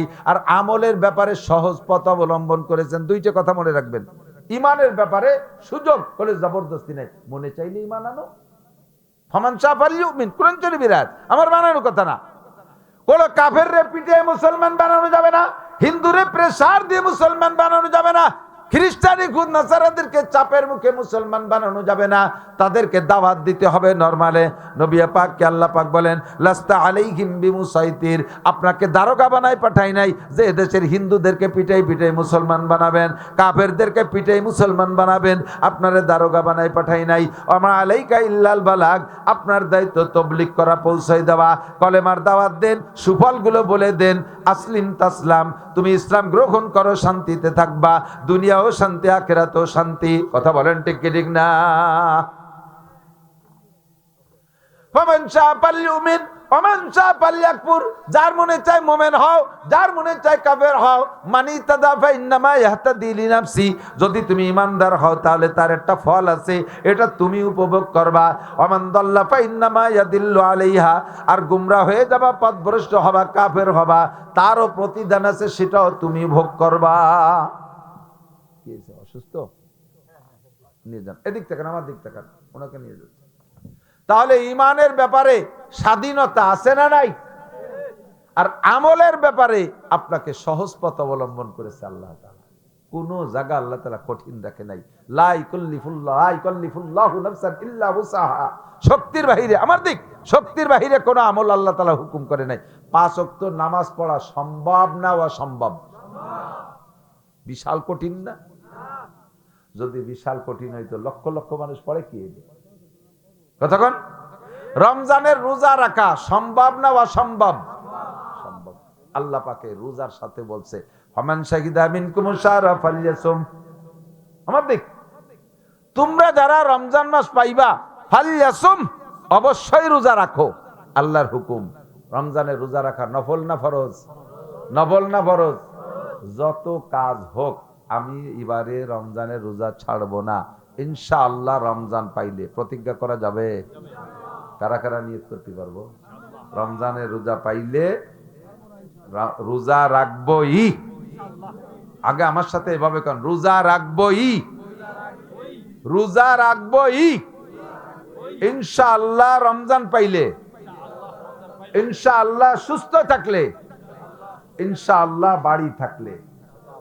মুসাফিরের জন্য রোজা না, অসুস্থ ব্যক্তির রোজা না। আর রমজান না পালি তো লাই লাগতেছে না। এই ইনশাআল্লাহ 3 জায়গার সাথে বলছেন তো, কথা কি কইছি? ইনশাআল্লাহরে পরে কলাম কেন? রমজান পাই, ইনশাআল্লাহ রমজান পাইলে, যদি রমজান না পাই তাহলে তো রাখা লাগলো না। ইনশাআল্লাহ সুস্থ থাকলে, লাইসা আলাল মারিদে হারাজ, রোগীর জন্য কোনো সমস্যা নাই। ওয়াইন কুনতুম মারিদান, আল্লাহ কয় যদি অসুস্থ হও, আও আলা সাফারিন, অথবা তুমি সফরে থাকো, দূরে যাও, বাড়ির থেকে 48 মাইল দূরে, 78 কিলোমিটার, 48 মাইল সমান সমান 78 কিলোমিটার বাড়ির থেকে যদি দূরে যাও, তুমি মুসাফির, ও জায়গা যদি 14 দিন থাকো, 15 দিনের কম থাকো, তাহলে ওই কয়দিন রোজা না রাখলেও হবে। পরে ফাইদা তুমি না ইয়ামিন উখার, রমজানের পরে যে রোজাটা রেখে দিবা। তাহলে সুযোগ আছে না নাই? আল্লাহ পাক ইবাদতের ক্ষেত্রে আমাদের জন্য সহজ পথ, তাও আল্লাহ নিজে বলে দিয়েছেন, ইউরিদুল্লাহু বিকুমুল ইউসরা ওয়া লা ইউরিদু বিকুমুল উসর। এই যে রমজান মাসে অসুস্থ হলে এবং মুসাফির হলে রোজা রাখা নিষেধ না, রোজা না রাখার সুযোগ আছে। এটা আল্লাহ তাআলা আমাদের সহজ করার জন্য এই সুযোগটা করে দিয়েছে। নামাজ পড়তে, ফরজ নামাজ দাঁড়ায় পড়া ফরজ, ফরজ নামাজ দাঁড়ায় পড়া ফরজ। এখন আপনি দাঁড়াইতে পারেন না, অসুস্থ, কি করবো? আল্লাহ হুজুর যেভাবে কড়া কড়া কথা কলো, দাঁড়াই নামাজ পড়তে, আমি তো দাঁড়াতে পারতেছি না চেয়ার ছাড়া। আল্লাহ কয়, নাসির মোল্লানা যা কয় খুব, তুমি চেয়ারে বসে পড়তে পারো? জি পারি। তাহলে চেয়ারে বসো, তোমার দাঁড়ানো লাগবে না। আল্লাহ আমি চেয়ারে তো বসতে পারি, নিচে পারো? জি তা পারি। তো বলছি নিচে বসে পড়ো। আল্লাহ আমি তো বসতেও পারি না, আমি কি কয় শুয়ে পড়ো। তুমি যেভাবে পারো সেইভাবে পড়ো। লা ইউকাল্লিফুল্লাহু নাফসান ইল্লা উসাহা, শক্তির বাহিরে আল্লাহ তাআলা হুকুম চাপায় দেয় না। তাহলে নামাজ আমাদের শক্তির মধ্যে আছে, রোজা আমাদের শক্তির মধ্যে আছে। আছে, রোজা রাখবো। লিসাইমে ফারহাতান, রোজাদারের দুইটা খুশি। রোজাদারের কয়টা খুশি? কয়টা খুশি? আমার দিক, রোজাদারের দুইটা আনন্দ, দুইটা আনন্দ। একটা আনন্দ হলো লেকায়ে রাব্বিহি, কিয়ামতে জান্নাতে যাওয়ার পরে আল্লাহ তাআলা সমস্ত রোজাদারদের সাথে সাক্ষাৎ দিবেন। সব রোজাদারদেরকে নিয়ে বসে আল্লাহ তাআলা সামনে বসে প্রত্যেকের সামনে 144 খান ট্রে ভরিয়ে খাবার দেবে। প্রত্যেক ট্রেতে আবার 70 প্রকারের খাবার। কিছু কিছু নাস্তিক ইদানিং ফেসবুকে বেরোইছে, তারা এই সমস্ত কথাগুলোকে খুব ব্যঙ্গ করতেছে। দুনিয়ার IABF MA পাস করার নামে খবর নাই, সায়েন্স প্রযুক্তি নিয়ে কোনো আলোচনা নাই, শুধু বিলাং বুয়ো বেস্তের গল্প দিচ্ছে। গাদা, তোরে যে কিভাবে গালাগালি করার দরকার তো পারলাম না গালাগালি করতে। আয় কিয়ামতের ময়দানে আয়, যদি আখেরাত তো হবেই হবে। সেদিন দেখা যাবে তোর সাথে সাক্ষাৎ, যদি ওগুলোর সাথে আল্লাহর রহমতে আমাকে সাক্ষাৎ হবে না, ও চলে যাবে অন্যদিক, আমাকে ওই দিন সাক্ষাতের দরকারও নাই। তবে ও যে জাহান্নামে যাবে ওটা কিন্তু আমরা দেখতে পারবো। জান্নাতীরা জাহান্নামীদেরকে দেখতে পারবে যে পুড়তিছে, আবার জাহান্নামীরাও জান্নাতীকে দেখতে পারবে যে ওরা আনন্দ করতেছে। সেদিন কবর করার সময় ইনশাআল্লাহ। কতক্ষণ জান্নাত আছে না নাই? সব রোজাদারদেরকে আল্লাহ তাআলা এতগুলো প্লেট ভরে খাবার দিয়ে বলবেন তোমরা খাও। বলবেন না আল্লাহ খাবো না। কেন খাবা না? কয় যে আমাদের মাঠে দিয়ে হুজুর বলে আসলো যে তুমি বলছো অসাউমু লি ওয়া আনা আজজি বিহি, রোজা রেখেছো আমার জন্য, এর প্রতিদিন আমি হাদ্দে দেবো। এসব তো হুররার গেলমানরা দিয়ে গেল, তুমি তো আদ্যে কিছু দিলে না। তাহলে আমার হাতের কি খাইতে চাস, কি পাইতে চাস? তোমার হাতের প্রথম লোকমাটা আমাদের মুখে দিতে হবে। আল্লাহ তাআলা জান্নাতের মাছের কলিজা বোনা আর জান্নাতের রুটি দিয়ে লুকমা বানাইয়া প্রত্যেক রোজাদারের মুখে নিজ হাতে তুলে দেবে। এটি হলো লেকায়ে রাব্বিহি, রোজাদারের 1 নম্বর খুশি। 2 নম্বর আনন্দ হলো ইনদা ফিত্রিহি, রোজাদারের ইফতারির সময় যে আনন্দটা, এটা জীবনে কোনোদিন বুঝদার এরা বুঝবে না। যারা রোজা না রাখে তারা ইফতারির মজা বুঝবে? আমার কাছে একটু সাক্ষী দেন, সত্য কথা বলেন, জীবনে যত খাবার খাইছেন ইফতারির চাইতে মজাদার খাইছেন? বিরিয়ানি, পোলাও, হাজার হাজার রকমের খাবার কত ভালো ভালো খাইছেন। শ্বশুর বাড়ি খাইছেন, আত্মীয় বাড়ি খাইছেন। আর আমি বাংলাদেশের সর্বসেরা জনের বাড়ি খাইয়েছি, প্রেসিডেন্টের বাড়ি। ইফতারির খুদ ফুটনু, ইফতারির খেচড়ি, ইফতারির সোলামুড়ি, এর মজাই আলাদা, ঠিক না? রহমত মানে কি কি দিয়ে লাগছে আলো, কায়দা মতো পাকা কি দিয়ে। সবচাইতে ভালো তরকারির নাম কি? কি দিয়ে? সবচেয়ে ভালো তরকারির নাম কি? ক্ষুধা। ক্ষুধা যত ভালো লাগবে খাদ্যের স্বাদ তত বেশি হবে, ঠিক না? যদি কায়দা মতো ক্ষুধা লাগে তাহলে তরকারি লাগে না, নুন দিয়ে ডলে 3 থাল মেরি দেওয়া যায়। আর ক্ষুধা যদি না লাগে, পেট ভরা থাকে, বিরিয়ানিও সামনে থাকলে আর একদিন ফিরে বসে থাকে, ঠিক না? তার রমজান মাসের ক্ষুধার মধ্যে কি কোনো ভেজাল আছে? পিওর ক্ষুধা না। আর যদি জ্যৈষ্ঠী মাসে রোজা হয় 16-17 ঘন্টা, কে চা সন্ধ্যের আগে যদি 20 মাইল সাইকেল চালানো যায়, করার মধ্যে আরো ফাইন। এই সময় ইফতারি সামনে আসলে কেমন লাগে? এই তো খাবো, এই তো খাবো, এই তো খাবো, ঠিক না? ও হুজুর, এক বুড়ো জিজ্ঞেস করে আর কয় মিনিট আছে? কাকা 3 মিনিট। কয় তোমার বড়ি নষ্ট। সেই আসরের পরে তো করছো যে 3 মিনিট, তোমার 3 মিনিট মোটে ভুরোই না, মানে ওই সময় 3 মিনিট মোটে যাইতেই চায় না। এরবারে যখন আজান দেয় খুশিতে বুকটা ভরে যায়, মনে করে জগটা ধরে পেটের মধ্যে ঢুই দিই, ছোলা মুড়ি যা গালে দেই তাই ভালো লাগে। লাগে কি লাগে না? এই মজাটা দুনিয়ার কোনোটাই পাবেন না।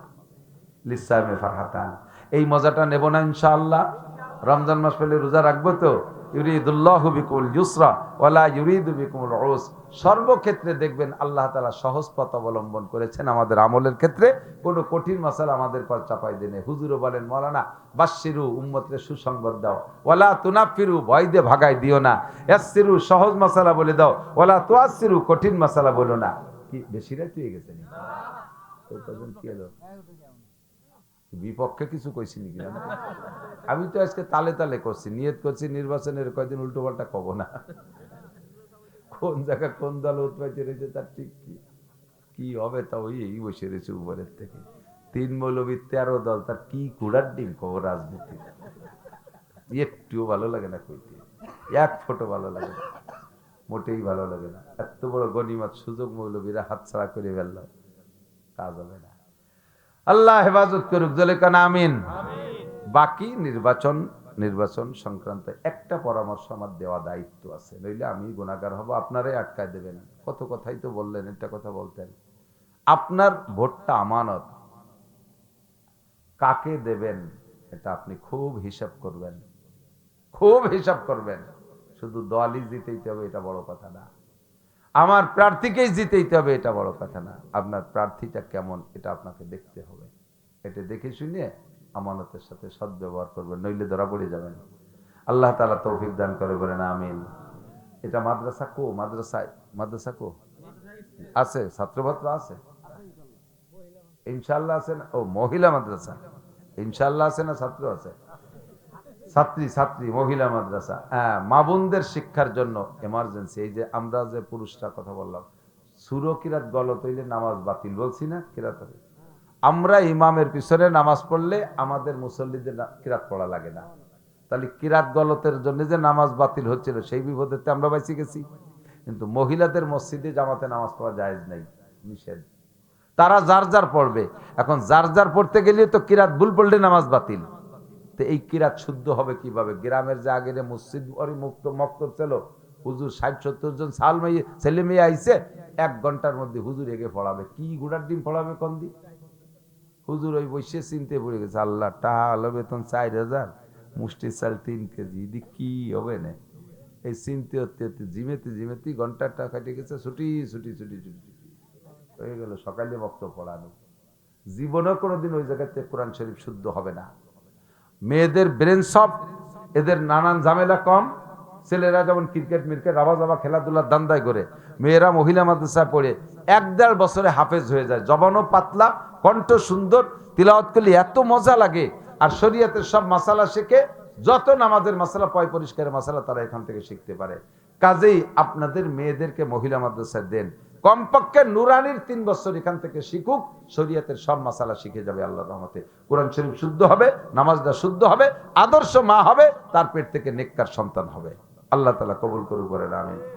দুয়ার আগে উঠবেন না, 5 মিনিট সময় দেবেন, 5 মিনিট। বুঝছি সকলের এখন আর বেশি ভালো লাগতেছে না, আমারও ভালো লাগতেছে না। 5 মিনিট সময়। 5 মিনিট হলো কি জন্য? হুজুর কালেকশন করছে, আমিও আপনাদের এলাকা থেকে পিএস কালেকশন করে নিয়ে যাই। আমার পিএস আজকে কালেকশন করব না, আমার পিএস কালেকশন হতে আর একটু কুরবারে আসবো ইনশাল্লাহ। দেবেন তো সাইডে গতবারের মতো? আছেন, দেওয়ার মতো আছেন কেউ? এখানে লেখাইছেন, অনেক লেখাইছেন। কেউ যদি বাকি থেকে থাকেন, তাহলে আমি দোয়া করব, মুসাফির মানুষ, আল্লাহ তাআলা জমিনকে সুজলা সুফলা করে দিক। দেখেন এবছর আবহাওয়া পিএজের জন্য অনুকূল আছে না? বৃষ্টি নাই, নষ্ট হয় নাই, পরিমাণ মতো শীত পড়ছে, পরিমাণ মতো আবহাওয়া। আল্লাহ তাআলা যদি ফসল দেয় জমিনের ভিতর থেকে বরকত, মানুষের রিজিক মাটির ভিতর থেকে আসমান হয়ে মাটির মধ্যে দিয়ে আল্লাহ বের করে দেয়, এবং পর্যাপ্ত পরিমাণ দামও পাইছেন পেঁয়াজের, পাটের দাম ভালো পাইছেন, সব মিলে আল্লাহ পাক আপনাদের ফিভার করছে, খুশি আছেন না? যদি আপনারা এই ফসলের সাথে সদ্ব্যবহার না করেন, আল্লাহ মাঠের থেকে রেখে দিতে পারে, ঘরে আনার পরে পচাই দিতে পারে। 3-4 বছর আগে শেখ হাসিনার আমলে পিএস ঘরে পৌঁছে গেছিল, সে 250 টাকা কিনে 300 টাকা কিনে খাওয়া লাগছিল, মনে আছে নাকি? তো দেখেন কত বড় গজব চলে গেছে। সামনে ফসল যাতে সুজলা সুফলা হয়, যদি কেউ বাকি থেকে থাকেন সদকায়ে জারিয়া, আমি প্রাণ খুলে দোয়া করব, আল্লাহ বরকতপূর্ণ ফলন দিক, পিএস বেচে যেন হজ উমরা করতে পারে তৌফিক দান করুন। যদি কেউ বাকি থেকে থাকেন, তাহলে সে একটু বলবেন যে আমি ইনশাল্লাহ 1 মণ পিএস, 1/2 মণ পিএস দেবো এই মাদ্রাসায়, 1 মণ পিএস, 1/2 মণ পিএস, 10 কেজি পিএস। বাকি যারা আছেন তারা যদি থাকেন, আর বাকি না থাকলে তো আর আমার বলার কিছু না, হুজুর তো অনেকক্ষণ পর্যন্ত কালেকশন করছে। শেষ কালেকশন হলো আজকের পকেটের নগদ যে টাকাটা আছে, বড় টাকাটা, আজকের পকেটের বড় টাকাটা, বিসমিল্লাহ কেটে এই টাকাটা ধরবেন। আমি তার জন্য খাস দোয়া করবো, আল্লাহ তাআলা হজ উমরা করার তৌফিক দান করবে। ভলেন্টিয়াররা ভিতরে যাবে, আপনারা আজকের পকেটের বড় টাকাটা একটু পকেটে হাতে রেডি করেন। ভলেন্টিয়ার একটু ভিতরে যাচ্ছে, হাত কালেকশন তো হয় নাই, হাত কালেকশন, হ্যাঁ হাত কালেকশন একটু যাক।